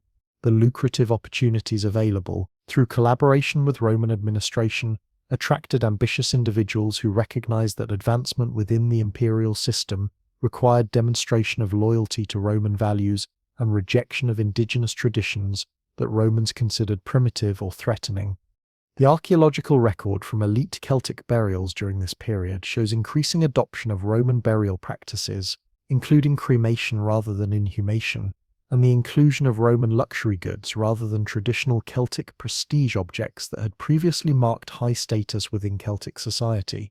Claudius's formal prohibition of Druidism around 54 AD represented a dramatic escalation in Roman suppression efforts that transformed administrative restrictions into outright religious persecution backed by military enforcement and legal penalties. The Claudian edict specifically targeted the practice of Druidism as a barbarous superstition incompatible with Roman civilization, providing legal justification for the arrest and execution of individuals identified as Druidic practitioners regardless of their actual political activities. The timing of this prohibition coincided with Claudius's British campaigns, suggesting coordinated efforts to eliminate Druidic influence both in conquered Gaul and in Tabor. The intelligence networks preserved by Druidic establishments presented additional security challenges for Roman administrators, who found it difficult to monitor communications between geographically distant Celtic communities that maintained secret contact despite Roman surveillance efforts. The annual assemblies and educational exchanges that defined traditional Druidic organization created opportunities for transmitting sensitive political intelligence, including Roman military movements, administrative policies, and strategic vulnerabilities that could be exploited by hostile forces seeking to undermine imperial control. The disruption of these communication networks through religious persecution fulfilled important military objectives that justified the substantial resources devoted to anti-Druidic campaigns throughout the conquered territories. Suetonius Paulinus's appointment as governor of Britain in 58 AD brought to the province a commander specifically selected for his experience in counterinsurgency operations and his willingness to employ extreme measures against civilian populations suspected of supporting resistance activities against Roman authority. Paulinus had previously served in Mauritania, where he had developed tactics for combating guerrilla warfare in mountainous terrain and had proven his ability to coordinate complex military operations across difficult geographical obstacles that challenged conventional Roman tactics. His selection for the British command demonstrated imperial recognition that the conquest of the island would require elimination of the Druidic strongholds that functioned as centres of organised resistance to Roman rule throughout the province. The strategic planning for the assault on Mona began with extensive intelligence gathering operations that identified the island's defensive capabilities, population levels and religious significance within the broader network of British Druidic institutions that coordinated resistance activities. Roman agents operating undercover in Celtic communities provided detailed information about the island's fortifications, the number of defenders available, and the seasonal patterns of religious activity that might affect the timing of military operations against these sacred sites. This intelligence revealed that Mona functioned not merely as a religious centre, but as a coordinated military headquarters where resistance leaders from across Britain gathered to plan anti-Roman activities and coordinate strategic responses to imperial expansion efforts. The logistical preparations for the Mona campaign demanded solutions to complex problems of amphibious warfare in treacherous tidal waters where conventional Roman naval tactics proved inadequate for the geographical challenges presented by the Menai Strait. The strait presented formidable obstacles including powerful currents, shifting sandbanks and tidal ranges that could strand vessels or prevent coordinated landings necessary for successful assault operations. Roman engineers developed specialized shallow draft vessels capable of navigating these waters while carrying sufficient troops and equipment to establish secure beachheads against determined resistance from defenders who knew every channel and current in these dangerous waters. The construction of these vessels required months of preparation using materials and craftsmen transported from across the Roman Empire to create naval technology specifically designed for this unique geographical challenge that conventional Roman warships could not meet effectively. The intelligence reports concerning Mona's defences revealed sophisticated fortification systems that combine natural geographical advantages with constructed barriers designed to channel attacking forces into predetermined killing zones where defenders could maximize their tactical advantages. The island's defenders had constructed wooden palisades along the shoreline, positioned artillery engines at strategic points, and prepared underwater obstacles that would impede Roman landing craft attempting to reach the beaches. These defensive preparations demonstrated military engineering capabilities that reflected coordination by experienced commanders familiar with Roman tactical methods and siege warfare techniques that had proven effective in previous conflicts against imperial forces. The Roman assault on Mona in 60 AD unfolded as a carefully orchestrated operation that combined naval landings with psychological warfare, designed to overcome the supernatural terror that Celtic defenders hoped to inspire in their attackers through displays of religious power. Tacitus's account describes the initial Roman hesitation when confronted by the otherworldly spectacle of white-robed Druids raising their arms to invoke divine curses, while women dressed in funeral garments ran among the defenders carrying torches and shrieking incantations that chilled the blood of hardened Roman soldiers. This psychological dimension of the battle reflected deliberate Celtic tactics designed to exploit Roman superstitions and religious anxieties that might cause attacking forces to falter at crucial moments when courage and determination were most needed for victory. The breakthrough in Roman morale occurred when Suetonius personally exhorted his troops to overcome their fears and advance against what he characterized as theatrical displays designed to conceal military weakness rather than genuine supernatural powers capable of harming disciplined soldiers. The Roman advance, once initiated, proved devastating against defenders who had relied primarily on psychological intimidation rather than conventional military tactics that might have been more effective against experienced legionaries. The superior Roman training, equipment, and tactical coordination overwhelmed Celtic resistance despite the defenders' intimate knowledge of local terrain and their desperate motivation to protect their most sacred religious sites from destruction by foreign invaders.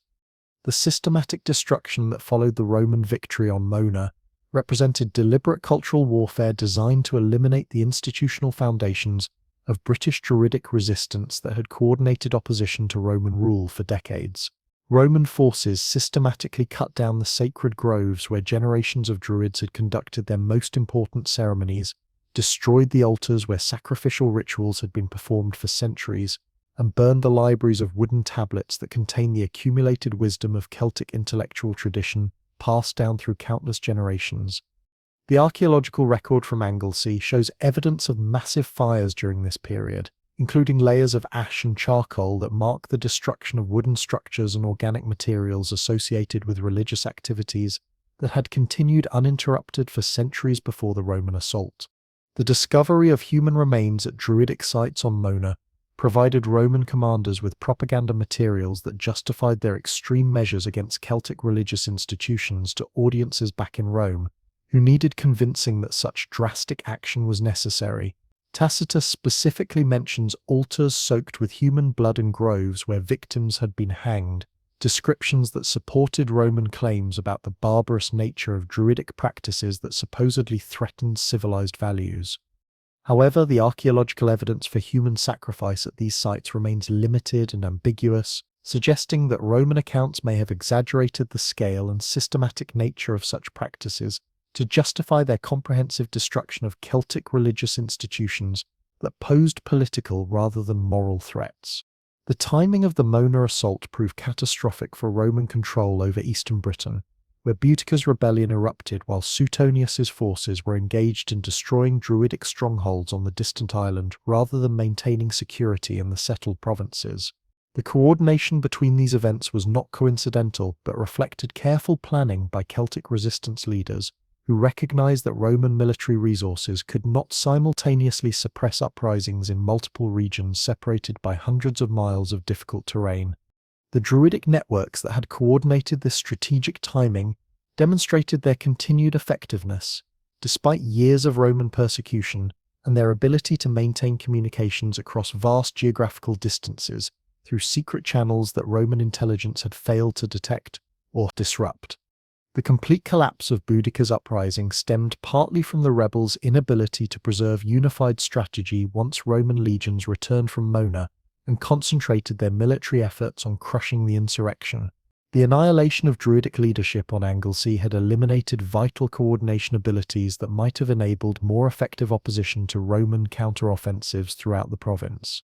The fragmented nature of Celtic forces following their initial successes demonstrated the loss of institutional frameworks that had previously enabled synchronized military planning across clan boundaries spanning vast territories. The Roman triumph over Boudicca's armies at the Battle of Watling Street proved the military dominance of disciplined professional soldiers over tribal fighters, despite the rebels' numerical superiority and desperate determination to preserve their freedom. The tactical coordination exhibited by Roman forces under Suetonius's command contrasted dramatically with the individualistic combat methods of Celtic warriors, who lacked the institutional preparation and organizational frameworks necessary for sustained military campaigns against professional armies equipped with superior weapons and training. This military defeat effectively terminated organized Celtic opposition to Roman authority in southern Britain and destroyed the political environment within which Druidic establishments could operate successfully as centers of resistance coordination. The progressive Romanization of Celtic aristocracy, following the suppression of major resistance movements, established social and economic motivations for abandoning traditional religious customs in favor of Roman alternatives that provided access to imperial opportunities and protection from continued persecution by Roman authorities. The construction of Roman-style villas, the adoption of Roman educational frameworks, and participation in Roman religious cults offered pathways for social advancement that demanded demonstration of loyalty to imperial values and rejection of indigenous customs that Romans considered primitive or subversive. Archaeological discoveries from elite Celtic locations during the later 1st century AD reveal dramatic transformations in material culture that demonstrate this cultural metamorphosis from Celtic to Roman identity among the ruling classes. The economic advantages of collaboration with Roman administration attracted ambitious persons who recognized that traditional Celtic social frameworks provided limited opportunities for advancement compared to the imperial system's meritocratic components. The Roman emphasis on education, legal expertise, and administrative competence offered alternative routes to social status that did not depend on traditional aristocratic bloodlines or religious authority derived from Druidic training. Young Celts who might previously have pursued Druidic instruction increasingly sought Roman education that provided practical benefits in the evolving political and economic environment dominated by imperial institutions. The urban centres established by Roman administration created new social environments where traditional Celtic religious practices became increasingly marginalised and irrelevant to daily existence. The Roman emphasis on public buildings, commercial activities, and administrative functions established social contexts that favoured Roman cultural practices over indigenous customs that seemed outdated and impractical. The archaeological record from Roman British towns reveals minimal evidence for traditional Celtic religious activities, suggesting that urbanisation itself functioned as a mechanism for cultural transformation that gradually eliminated the social context within which Druidic establishments had previously operated successfully. The legal reforms implemented by Roman administrators systematically displaced traditional Celtic law with Roman legal procedures that provided greater consistency, written documentation, and appeal processes that many individuals found preferable to traditional oral legal systems that depended on the memory and authority of Druidic judges.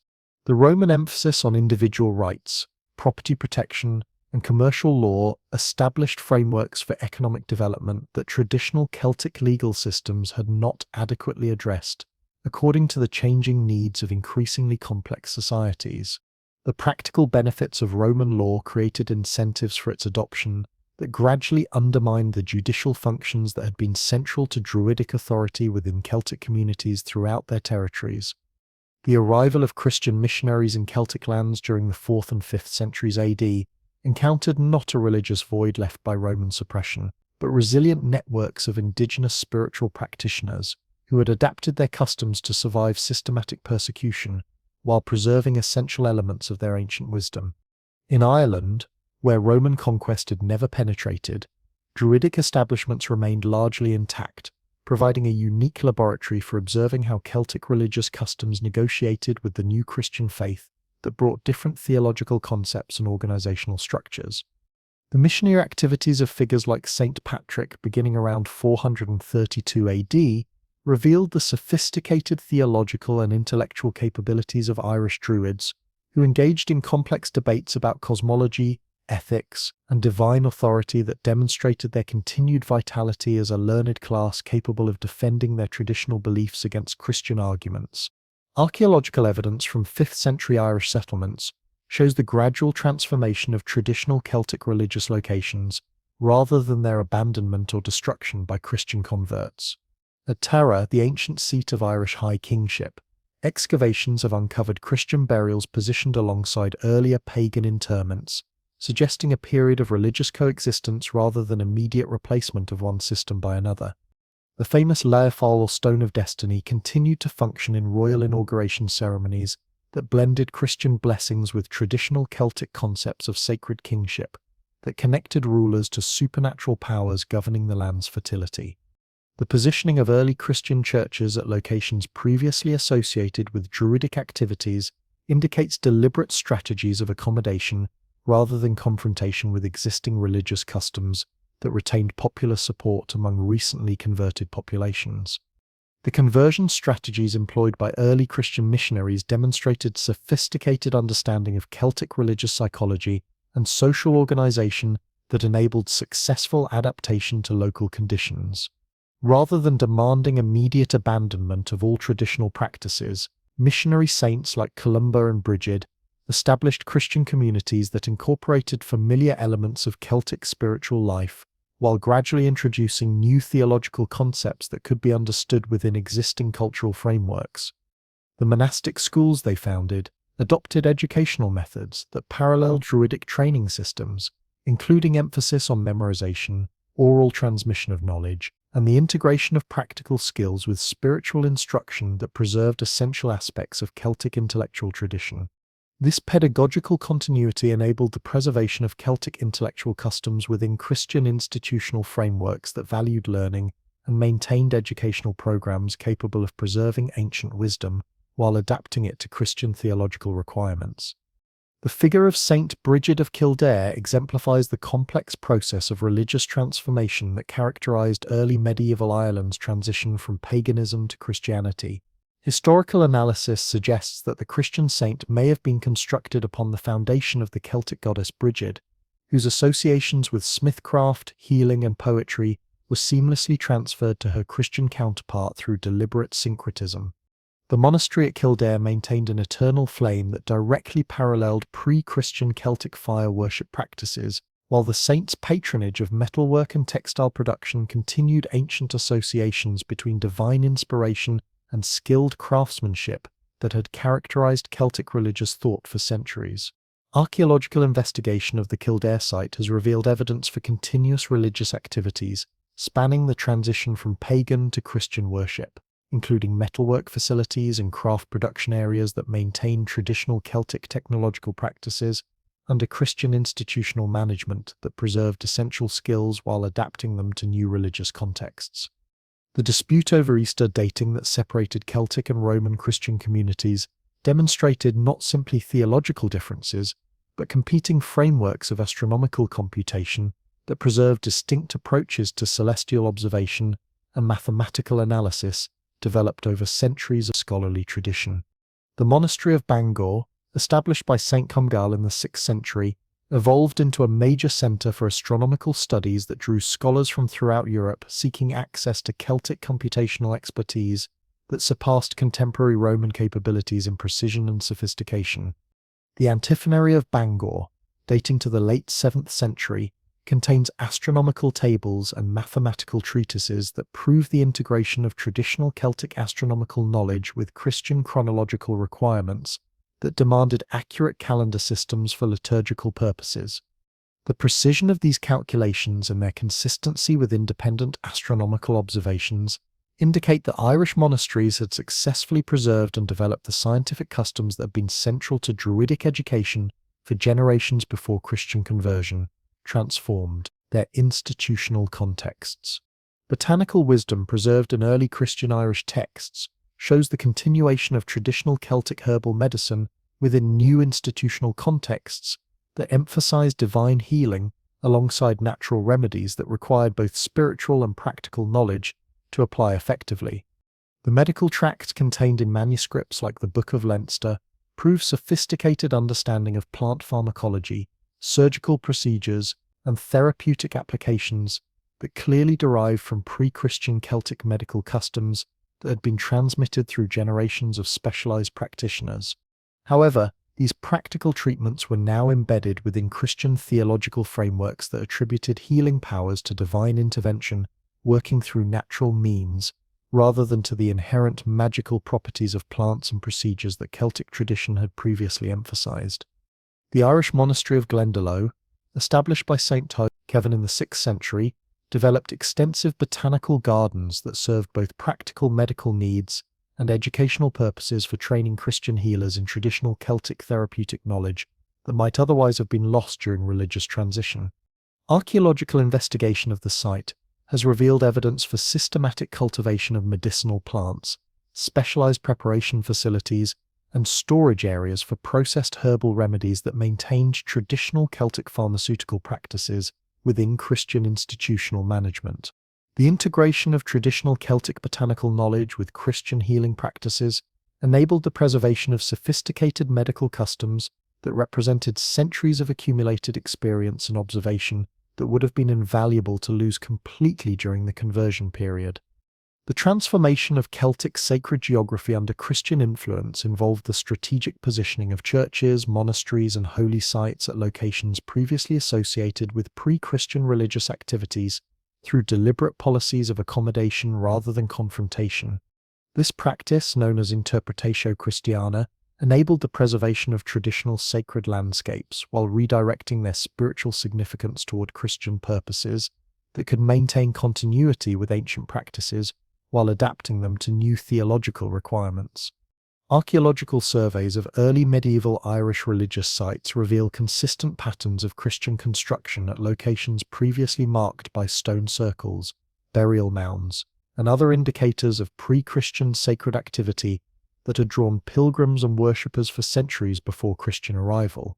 The continuity of sacred space usage suggests deliberate policies of accommodation rather than confrontation with existing religious geography that recognize the deep spiritual significance these locations held for newly converted populations who needed familiar spiritual landscapes to maintain their faith. The holy wells that proliferate throughout Ireland and Wales prove the successful integration of Celtic water worship customs with Christian devotional practices that maintained essential elements of ancient traditions while adapting them to new religious frameworks. These sites typically feature natural springs associated with particular saints whose legendary activities often mirror the functions of pre-Christian Celtic deities who had previously governed healing, prophecy, and protection at these same locations. Archaeological investigation of holy wells has revealed evidence for continuous religious use, spanning the transition from paganism to Christianity, including votive deposits, pilgrimage activities, and healing ceremonies that maintain distinctly Celtic characteristics within Christian interpretive frameworks that allowed ancient practices to continue under new theological justification.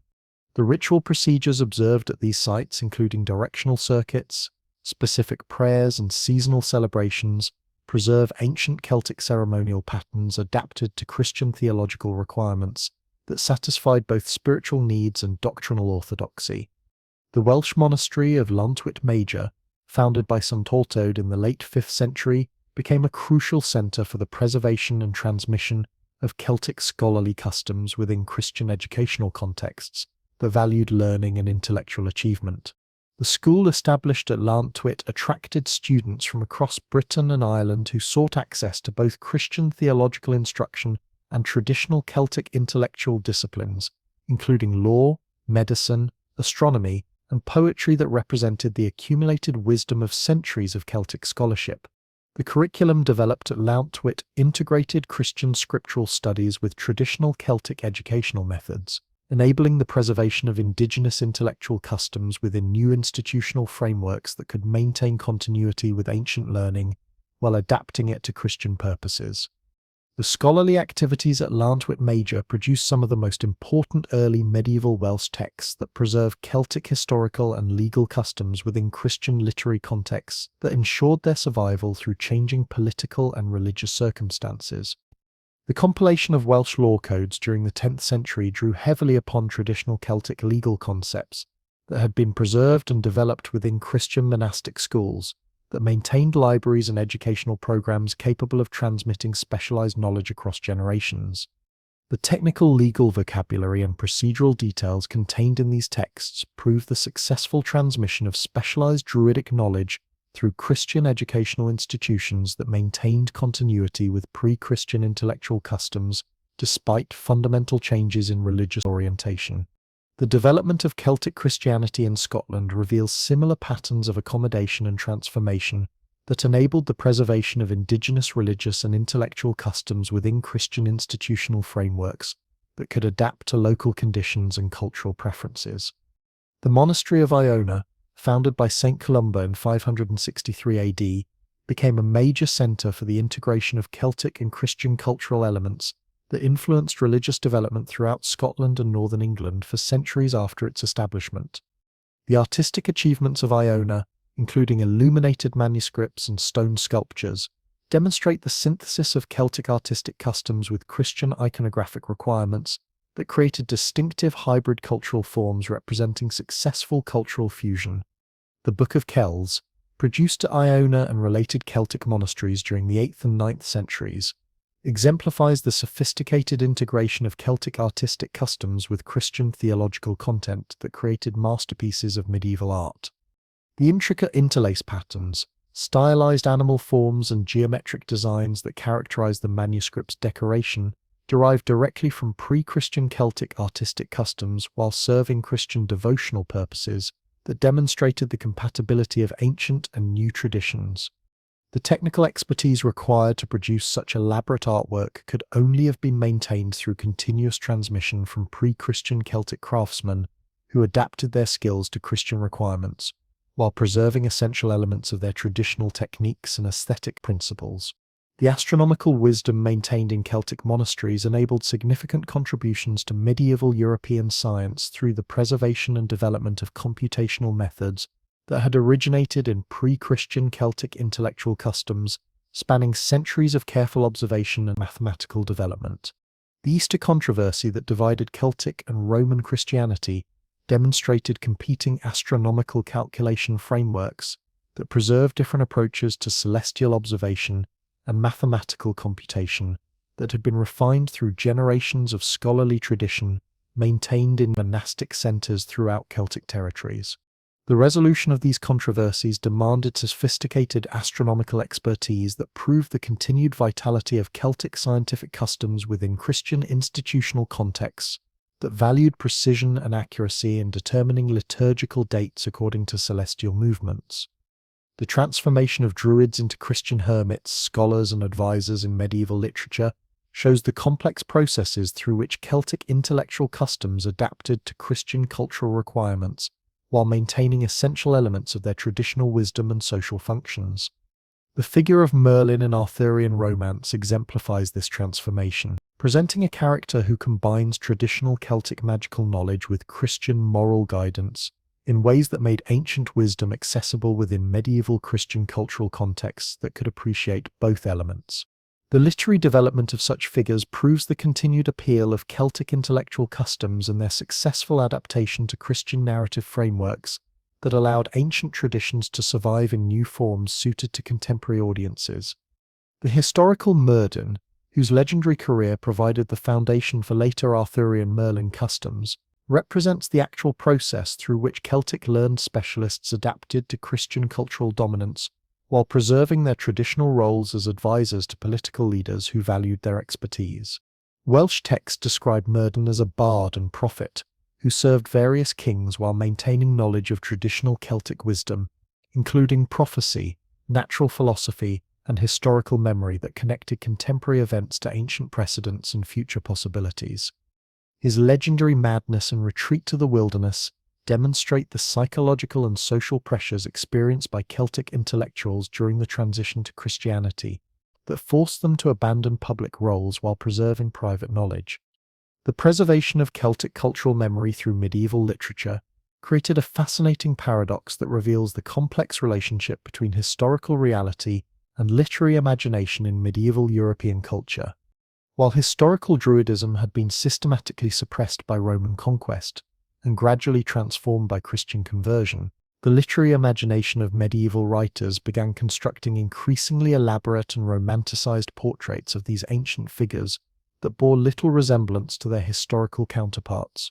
This literary transformation occurred primarily through Welsh and Irish manuscript customs that, while claiming to preserve ancient wisdom, actually reflected the cultural anxieties and intellectual preoccupations of medieval Christian society more than authentic pre-Christian Celtic religious practices.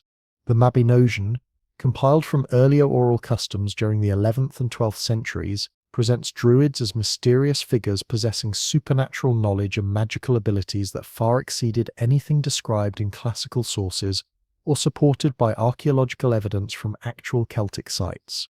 The four branches of the Mabinogi contain characters like Mathfab and Mothonwy, described as a master of enchantment who could transform humans into animals and create living beings from flowers and vegetation through supernatural powers that reflect medieval fantasy, rather than historical Celtic religion.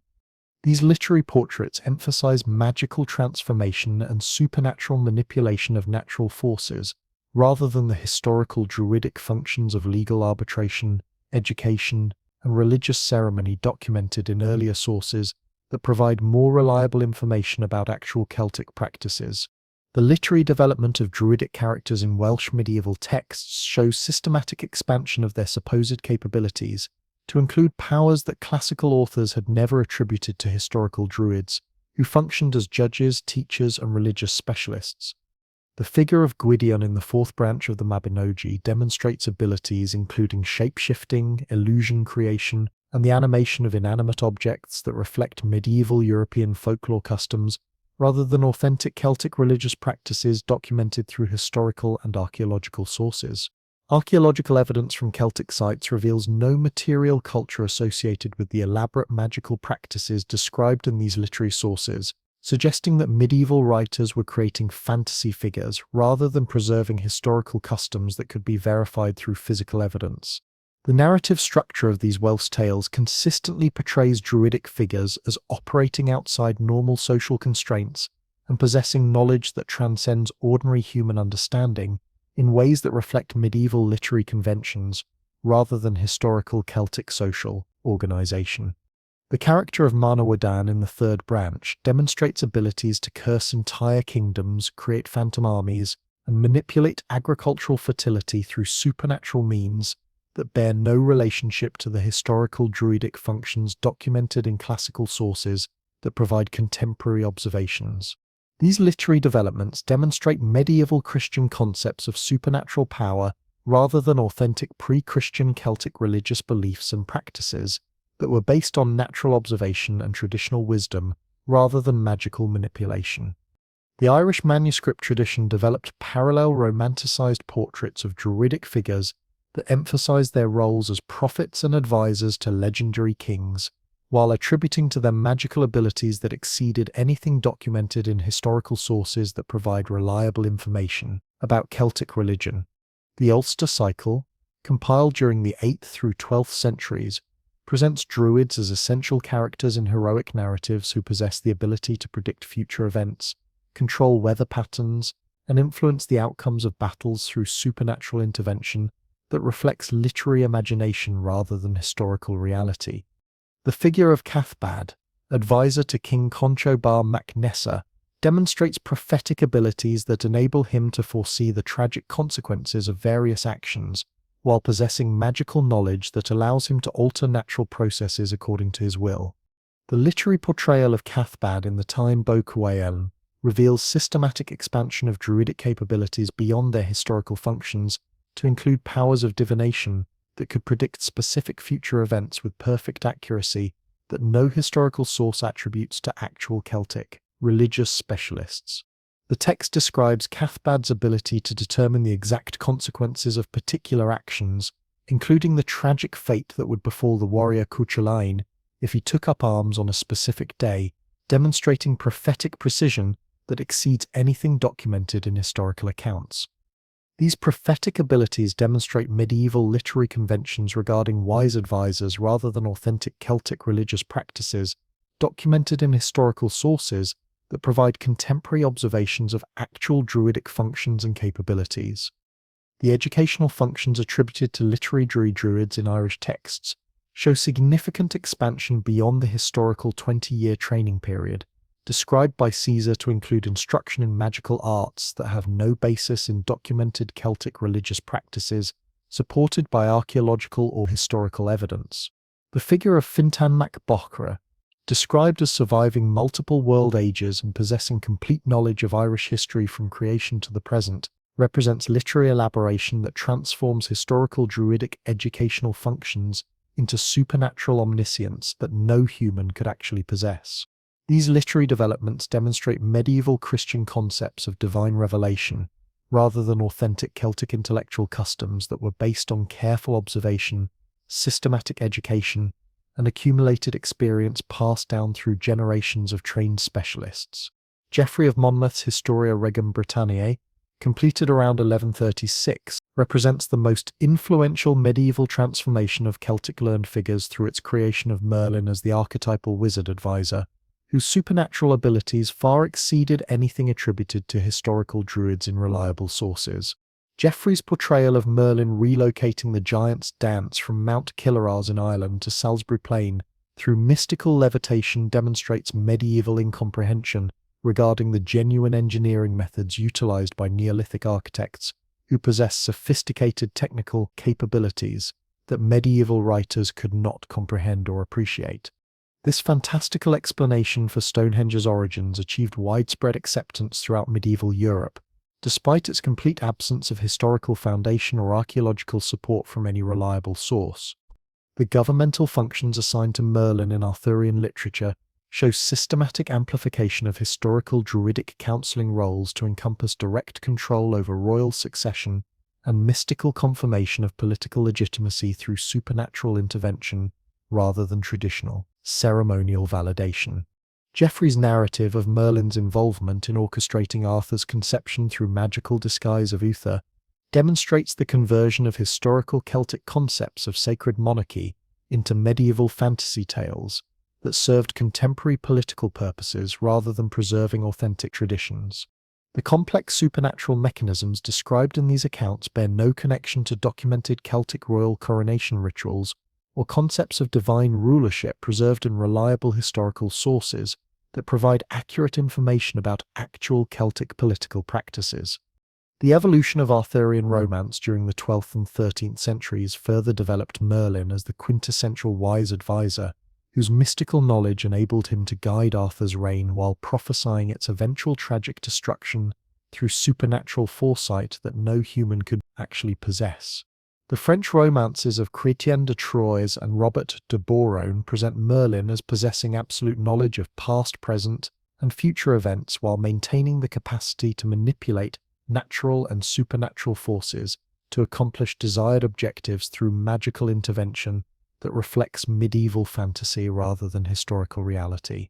These literary innovations demonstrate medieval European concepts of ideal royal counselors, rather than authentic Celtic religious or intellectual customs that were based on practical wisdom and accumulated experience, rather than supernatural powers. The enchanted objects linked with Merlin in Arthurian literature, including the blade Excalibur and the Round Table, prove the systematic development of mystical elements that lack any foundation in documented Celtic material culture or religious practices supported by archaeological evidence. Archaeological discoveries from Celtic locations reveal advanced metalworking abilities and ceremonial items, but nothing comparable to the magical weapons and furniture described in medieval Romance literature that reflects contemporary fantasy rather than historical Celtic craftsmanship. The specific supernatural characteristics attributed to these objects demonstrate medieval European folklore customs rather than authentic Celtic religious concepts concerning sacred items that held spiritual significance within their communities. The educational connection between Merlin and Arthur portrayed in medieval literature transforms historical Druidic teaching functions into mystical instruction that encompasses training in magical arts, prophetic interpretation, and the manipulation of otherworldly powers that no historical source attributes to actual Celtic religious specialists. The systematic curriculum attributed to Merlin's instruction far surpasses the documented educational practices of historical Druids, while incorporating elements of medieval European magical customs that lack any basis in Celtic cultural history or reliable historical documentation. These literary innovations demonstrate contemporary medieval fascination with supernatural knowledge rather than preservation of authentic Celtic intellectual customs that were grounded in careful observation and systematic study of natural phenomena.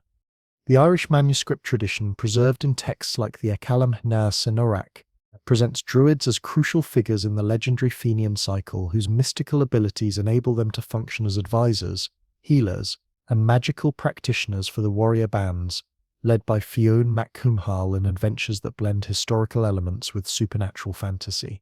The figure of Fionn himself receives frequent description as possessing druidic knowledge, including the capacity to gain supernatural insight through ritual procedures and the power to communicate with otherworldly beings through magical techniques that reflect medieval Irish folklore rather than documented pre-Christian religious practices. These literary portrayals systematically expand historical Druidic functions to encompass magical abilities that demonstrate medieval Irish folklore, rather than documented pre-Christian religious practices that were based on natural wisdom and traditional learning. The preservation of Brehon law in medieval Irish legal texts shows authentic continuity with pre-Christian Celtic legal customs, while proving the gradual transformation of these systems under Christian influence that maintained essential elements while adapting to new religious requirements. The legal procedures described in texts like the Crith Gablach maintain distinctly Celtic characteristics, including complex honour-price systems, kinship-based legal responsibilities, and territorial rights that clearly derive from pre-Christian customary law that governed Celtic communities for centuries. However, the integration of Christian ethical principles and the systematic organization of legal materials demonstrate medieval scholarly methods rather than authentic pre-Christian Celtic legal practices that relied primarily on oral transmission and memorization rather than written codification. The technical legal vocabulary preserved in Breton law texts proves the survival of specialized Celtic legal knowledge through the conversion period, while showing significant modifications to accommodate Christian theological requirements that sometimes conflicted with traditional Celtic values. The precise definitions of legal terms and the systematic organization of legal procedures indicate sophisticated intellectual customs that demanded extensive training to master completely through years of specialized education under expert guidance. The consistency of legal terminology across different manuscript customs suggests successful preservation of authentic Celtic legal concepts, despite their integration within Christian cultural frameworks that sometimes required significant adaptation of traditional practices. The medical knowledge preserved in medieval Irish texts like the Liber Flavus Fergusorum shows authentic continuity with pre-Christian Celtic healing customs, while proving systematic integration with medieval European medical theories that combine traditional wisdom with contemporary scholarly approaches. The herbal remedies and surgical procedures described in these texts maintain distinctly Celtic characteristics, including specific plant preparations, therapeutic applications, and treatment protocols that clearly derive from pre-Christian medical customs that represented centuries of accumulated experience. However, the theoretical frameworks employed to explain disease causation and therapeutic effectiveness demonstrate medieval Christian concepts of divine intervention rather than authentic Celtic medical philosophy that emphasized natural healing and herbal remedies. The astronomical knowledge maintained in Irish monasteries during the medieval period enabled significant contributions to European computational science through the preservation and development of calendar systems that originated in pre-Christian Celtic intellectual customs requiring advanced mathematical capabilities. The computus texts produced at centres like Bangor and Clonmacnoise prove mathematical capabilities that could only have been preserved through continuous transmission from pre-Christian astronomical specialists who maintained sophisticated observational techniques across generations. The precision of these calculations and their integration with Christian liturgical requirements show successful adaptation of Celtic scientific knowledge to medieval European scholarly contexts that valued both accuracy and religious orthodoxy in calendar construction. The mythological cycles preserved in medieval Irish literature maintain authentic Celtic narrative structures and thematic elements while proving systematic elaboration that demonstrates medieval literary conventions rather than pure preservation of pre-Christian customs without modification or adaptation. The mythological cycle, including texts like Lebo Garbala Eren, presents elaborate origin narratives that integrate Celtic creation myths with biblical chronology through sophisticated genealogical reconstructions that required extensive scholarly expertise to compile successfully. These literary syntheses demanded comprehensive knowledge of both Celtic oral customs and Christian scriptural scholarship, indicating collaboration between former Druidic specialists and Christian clerics who worked together to preserve ancient wisdom within acceptable religious frameworks.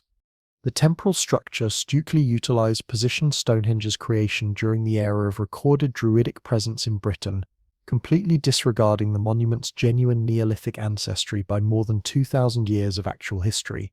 This catastrophic chronological mistake became permanently entrenched in popular understanding and persistently shapes contemporary perceptions of Druidism, despite overwhelming archaeological proof for the monument's far earlier origins. The intellectual foundation supporting Stukely's Druidic hypotheses relied extensively upon contemporary deist philosophy that searched for evidence of natural religion uncontaminated by institutional doctrine or classical scholarship that might corrupt pure spiritual understanding. Stukely depicted the ancient Druids as monotheistic thinkers who venerated a supreme divine being through observation of natural phenomena and astronomical patterns, transforming them into proto-Christians who had attained religious truth through rational inquiry rather than divine revelation received through established religious institutions. This interpretation fulfilled contemporary intellectual requirements by supplying ancient precedent for Enlightenment religious philosophy, while establishing Britain's claim to a distinguished prehistoric legacy that competed with or surpassed classical antiquity in wisdom and sophistication. Stukely's field research at Avebury uncovered an even more comprehensive prehistoric ritual landscape that he interpreted as proof of sophisticated Druidic religious organization extending across enormous geographical regions throughout ancient Britain. His identification of the West Kennet Avenue connecting the stone circle to other monuments proved genuine archaeological understanding that anticipated modern landscape archaeology by more than 2 centuries of scholarly development. Nevertheless, his interpretation of the entire complex as an enormous serpent temple devoted to Druidic worship demonstrated symbolic reasoning rather than empirical analysis of the archaeological evidence available to him at the time. The complex mythological structure Stukely developed to explain Avebury's design and function established a persuasive narrative that influenced antiquarian thinking throughout the 18th and 19th centuries, while creating lasting misconceptions about prehistoric British culture. The influence of Stukely's research extended far beyond academic antiquarianism to affect broader cultural movements that pursued alternatives to established religious and political authority throughout European intellectual circles. His depiction of ancient British Druids as wise lawmakers and natural philosophers supplied intellectual resources for political reformers who maintained that Britain's ancient constitution embodied principles of liberty and justice that had been corrupted by Norman conquest and ecclesiastical oppression over subsequent centuries. The idealization of Druidic society as a golden era of natural democracy and religious tolerance served contemporary political objectives while establishing mythological foundations for emerging British national identity that competed with other European cultural claims. The Welsh scholar and forger Iolo Morganwg carried Stukely's romanticization of ancient Druidism to extraordinary extremes through the systematic fabrication of medieval manuscripts that claimed to preserve authentic ancient Welsh traditions transmitted through continuous oral inheritance. Between 1789 and his death in 1826, Iolo produced hundreds of forged documents, including bardic genealogies, Druidic rituals, and philosophical treatises that purported to transmit genuine Celtic wisdom through unbroken oral tradition maintained by Welsh poets and scholars across centuries. The sophistication of these forgeries, written in archaic Welsh and incorporating genuine historical elements, deceived scholars for over a century, while fundamentally reshaping modern understanding of Welsh cultural heritage and Celtic spirituality throughout the English-speaking world. Iolo's most influential creation was the Gorsedd of the Bards of the Isle of Britain, established in 1792 as a supposedly ancient institution that preserved authentic Druidic traditions through an unbroken chain of Welsh poets and scholars, maintaining secret knowledge across generations. The elaborate ceremonies Iolo designed for the Gorsedd combined genuine elements of Welsh poetic tradition with invented rituals that drew upon his extensive knowledge of classical sources, medieval literature, and contemporary Masonic practices available to educated 18th century scholars. The stone circles he constructed for Gorsedd ceremonies at locations throughout Wales created new sacred sites that appeared ancient, while actually representing 18th century romantic interpretations of prehistoric religious practices based on speculation rather than archaeological evidence. The philosophical framework underlying Iolo's invented Druidism reflected Enlightenment ideals of natural religion, democratic governance, and universal human rights that he projected backward onto ancient Celtic society through creative historical imagination rather than scholarly research. His forged texts presented Druids as monotheistic philosophers who taught the immortality of the soul, the brotherhood of all humanity, and the importance of individual conscience over institutional authority, concepts that served contemporary Unitarian and radical political movements. These teachings provided Wales with a cultural heritage that competed with English claims to classical inheritance and Scottish Highland Romanticism, while establishing Welsh cultural superiority based on fabricated ancient wisdom rather than genuine historical achievement. The institutional structures created for his revived Druidism included elaborate hierarchies of bardic degrees, initiation ceremonies, and educational curricula that claim to preserve ancient Celtic wisdom while actually reflecting 18th century educational theory and Masonic organizational methods familiar to contemporary fraternal societies. The Gorsid's emphasis on competitive poetry, scholarly achievement, and moral instruction attracted genuine Welsh intellectuals who contributed to the institution's growth while remaining unaware of its fraudulent origins or the extent of Iolo's deception. The integration of authentic Welsh cultural elements with invented traditions created hybrid institutions that served real cultural needs despite their fraudulent historical foundations, demonstrating the power of well-crafted forgeries to shape cultural identity and national consciousness. The Victorian era witnessed an explosion of fascination with Celtic culture that transformed academic Celtic studies while spawning numerous organizations claiming to preserve or revive ancient Druidic traditions based on romantic speculation rather than historical evidence. The publication of Charlotte Guest's translation of the Mabinogion made Welsh medieval literature accessible to English readers, while the work of scholars like John Roos and Kuno Meyer established Celtic philology as a legitimate academic discipline based on rigorous linguistic analysis, rather than romantic speculation. Archaeological discoveries throughout the 19th century gradually revealed the genuine complexity and sophistication of prehistoric Celtic civilization, while simultaneously undermining romantic theories about Druidic construction of megalithic monuments that had captured popular imagination.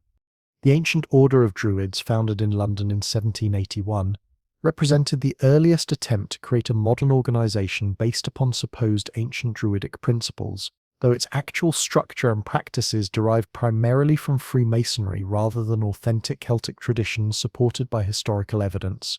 The order's emphasis on mutual aid, charitable activities, and moral instruction attracted middle-class members throughout Britain and its colonies, while providing social networks that served practical economic and political functions in rapidly changing industrial society. The ritualistic elements incorporated into order ceremonies drew upon classical sources and romantic literature rather than genuine Celtic religious practices, creating theatrical performances that satisfied contemporary desires for ancient wisdom and mysterious knowledge unavailable through conventional religious institutions. The rise of Celtic nationalism throughout the 19th and early 20th centuries established political environments that promoted both scholarly examination of authentic Celtic heritage and the creation of traditions that fulfilled contemporary identity requirements for emerging national movements. The Irish cultural renaissance associated with figures like Douglas Hyde and Lady Gregory merged serious scholarly research on medieval Irish literature with romantic embellishments that emphasized Celtic spiritual excellence and cultural distinctiveness superior to Anglo-Saxon civilization. Similar movements in Wales, Scotland, and Brittany established hybrid cultural identities that incorporated authentic historical elements with fabricated traditions designed to support political autonomy and cultural differentiation from dominant English political control throughout the British Isles. The 20th century witnessed the emergence of Neo-Druidism as a distinctive religious movement that acknowledged its modern origins while claiming inspiration from ancient Celtic traditions interpreted through contemporary spiritual understanding rather than historical accuracy. The Druid Order, reformed by George Watson MacGregor Reed in 1909, abandoned claims to historical continuity while developing nature-based spiritual practices that drew upon romantic interpretations of Celtic religion combined with contemporary environmental concerns, reflecting modern ecological awareness. This approach enabled the creation of meaningful spiritual traditions that served modern needs, while avoiding the historical falsifications that had characterized earlier revival movements, based on fabricated ancient wisdom rather than genuine spiritual development. The influence of Wiccan and other neo-pagan movements upon modern Druidism created syncretic religious traditions that combined elements from various sources including Celtic mythology, classical paganism, and contemporary environmental spirituality that reflected modern spiritual seeking rather than ancient religious practices. Gerald Gardner's Wiccan revival during the 1940s and 1950s established precedents for creating modern pagan religions that claimed ancient origins, while acknowledging contemporary construction based on personal spiritual experience rather than historical documentation. The interaction between Wiccan and Druidic revival movements produced hybrid traditions that emphasized seasonal celebrations, nature worship, and goddess spirituality, while drawing upon diverse historical sources for inspiration and legitimation rather than authentic ancient practices. Contemporary Neo-Druidism encompasses numerous organizations and traditions that range from scholarly historical reconstruction to creative spiritual innovation based upon Celtic themes interpreted through modern spiritual understanding and psychological frameworks. The Order of Bards, Ovates and Druids, established by Ross Nichols in 1964, developed educational programs that combine historical Celtic studies with psychological and spiritual practices designed for contemporary practitioners seeking meaningful spiritual development. The Almendrei Fein, founded by Isaac Bonewitz in 19, emphasizes scholarly accuracy and Indo-European comparative methodology, while creating practical religious traditions suitable for modern practitioners seeking Celtic-inspired spirituality, grounded in academic research rather than romantic speculation. The distinction between historical accuracy and modern spiritual practice has become increasingly important within contemporary Neo-Druidic movements, as archaeological and historical scholarship has revealed the actual complexity and diversity of ancient Celtic civilization that differs significantly from romantic reconstructions. Responsible Neo-Druidic organizations acknowledge the limitations of historical knowledge while creating meaningful spiritual traditions that honor Celtic heritage without making false claims about historical continuity or authentic preservation of ancient practices that cannot be verified through reliable evidence. This approach enables creative spiritual development while maintaining intellectual honesty about the relationships between ancient Celtic traditions and modern religious innovations that serve contemporary spiritual needs rather than historical recreation. The academic study of Celtic civilization continues to evolve through new archaeological discoveries, improved analytical techniques, and interdisciplinary approaches that integrate material evidence with linguistic and comparative religious studies that provide increasingly accurate understanding of ancient Celtic culture. Recent excavations at sites like the Huneberg in Germany and Corinth in France have revealed previously unknown aspects of Celtic urban development and religious practices, while demonstrating the continued potential for new discoveries that expand understanding of Celtic civilization beyond earlier romantic interpretations. The application of scientific techniques, including DNA analysis, isotope studies, and environmental reconstruction, provides increasingly detailed pictures of Celtic society that both confirm and challenge earlier scholarly reconstructions based on limited evidence and romantic speculation. The legacy of Druidism in contemporary culture extends far beyond Neo-Druidic religious movements to influence literature, environmental activism, and popular entertainment in ways that reflect continuing fascination with Celtic wisdom and natural spirituality that serves modern cultural needs. The portrayal of Druids in fantasy literature, films, and games typically emphasizes their roles as wise counselors and powerful magicians, while drawing upon romantic traditions established during the 18th and 19th centuries rather than historical evidence supported by archaeological research. These popular cultural representations serve contemporary needs for meaning and connection with nature, while perpetuating romanticized stereotypes that differ significantly from historical Celtic religious specialists who functioned as judges, teachers, and ceremonial leaders within their communities. The environmental movement has found particular inspiration in romanticized portrayals of Druids as nature-worshipping philosophers who maintained harmonious relationships with the natural world through spiritual practices that emphasized ecological balance and seasonal rhythms, reflecting modern environmental concerns. Contemporary environmental activists often invoke Druidic imagery and concepts to support arguments for ecological preservation and sustainable living, while acknowledging that their interpretations reflect modern concerns rather than authentic ancient practices documented through historical research. This symbolic use of Druidic imagery demonstrates the continued power of Celtic cultural symbols to inspire contemporary movements seeking alternatives to industrial civilization and mechanistic worldviews that disconnect humanity from natural environments. The scholarly consensus regarding historical Druidism emphasizes their roles as educated specialists who maintained legal, religious, and intellectual traditions within Iron Age Celtic society, while possessing sophisticated knowledge of astronomy, medicine, and natural philosophy developed through generations of careful observation and study. Archaeological evidence reveals complex religious practices, advanced technological capabilities, and extensive trade networks that demonstrate the sophistication of Celtic civilization while differing significantly from romantic portrayals of primitive forest dwellers living in harmony with nature.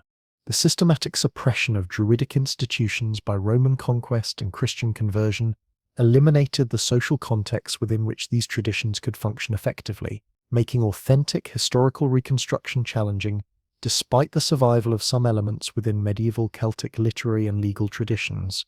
The transformation of historical Druids into symbols of ancient wisdom, natural spirituality, and alternative authority reflects broader cultural needs for meaning and identity that transcend specific historical accuracy while serving contemporary spiritual and political requirements.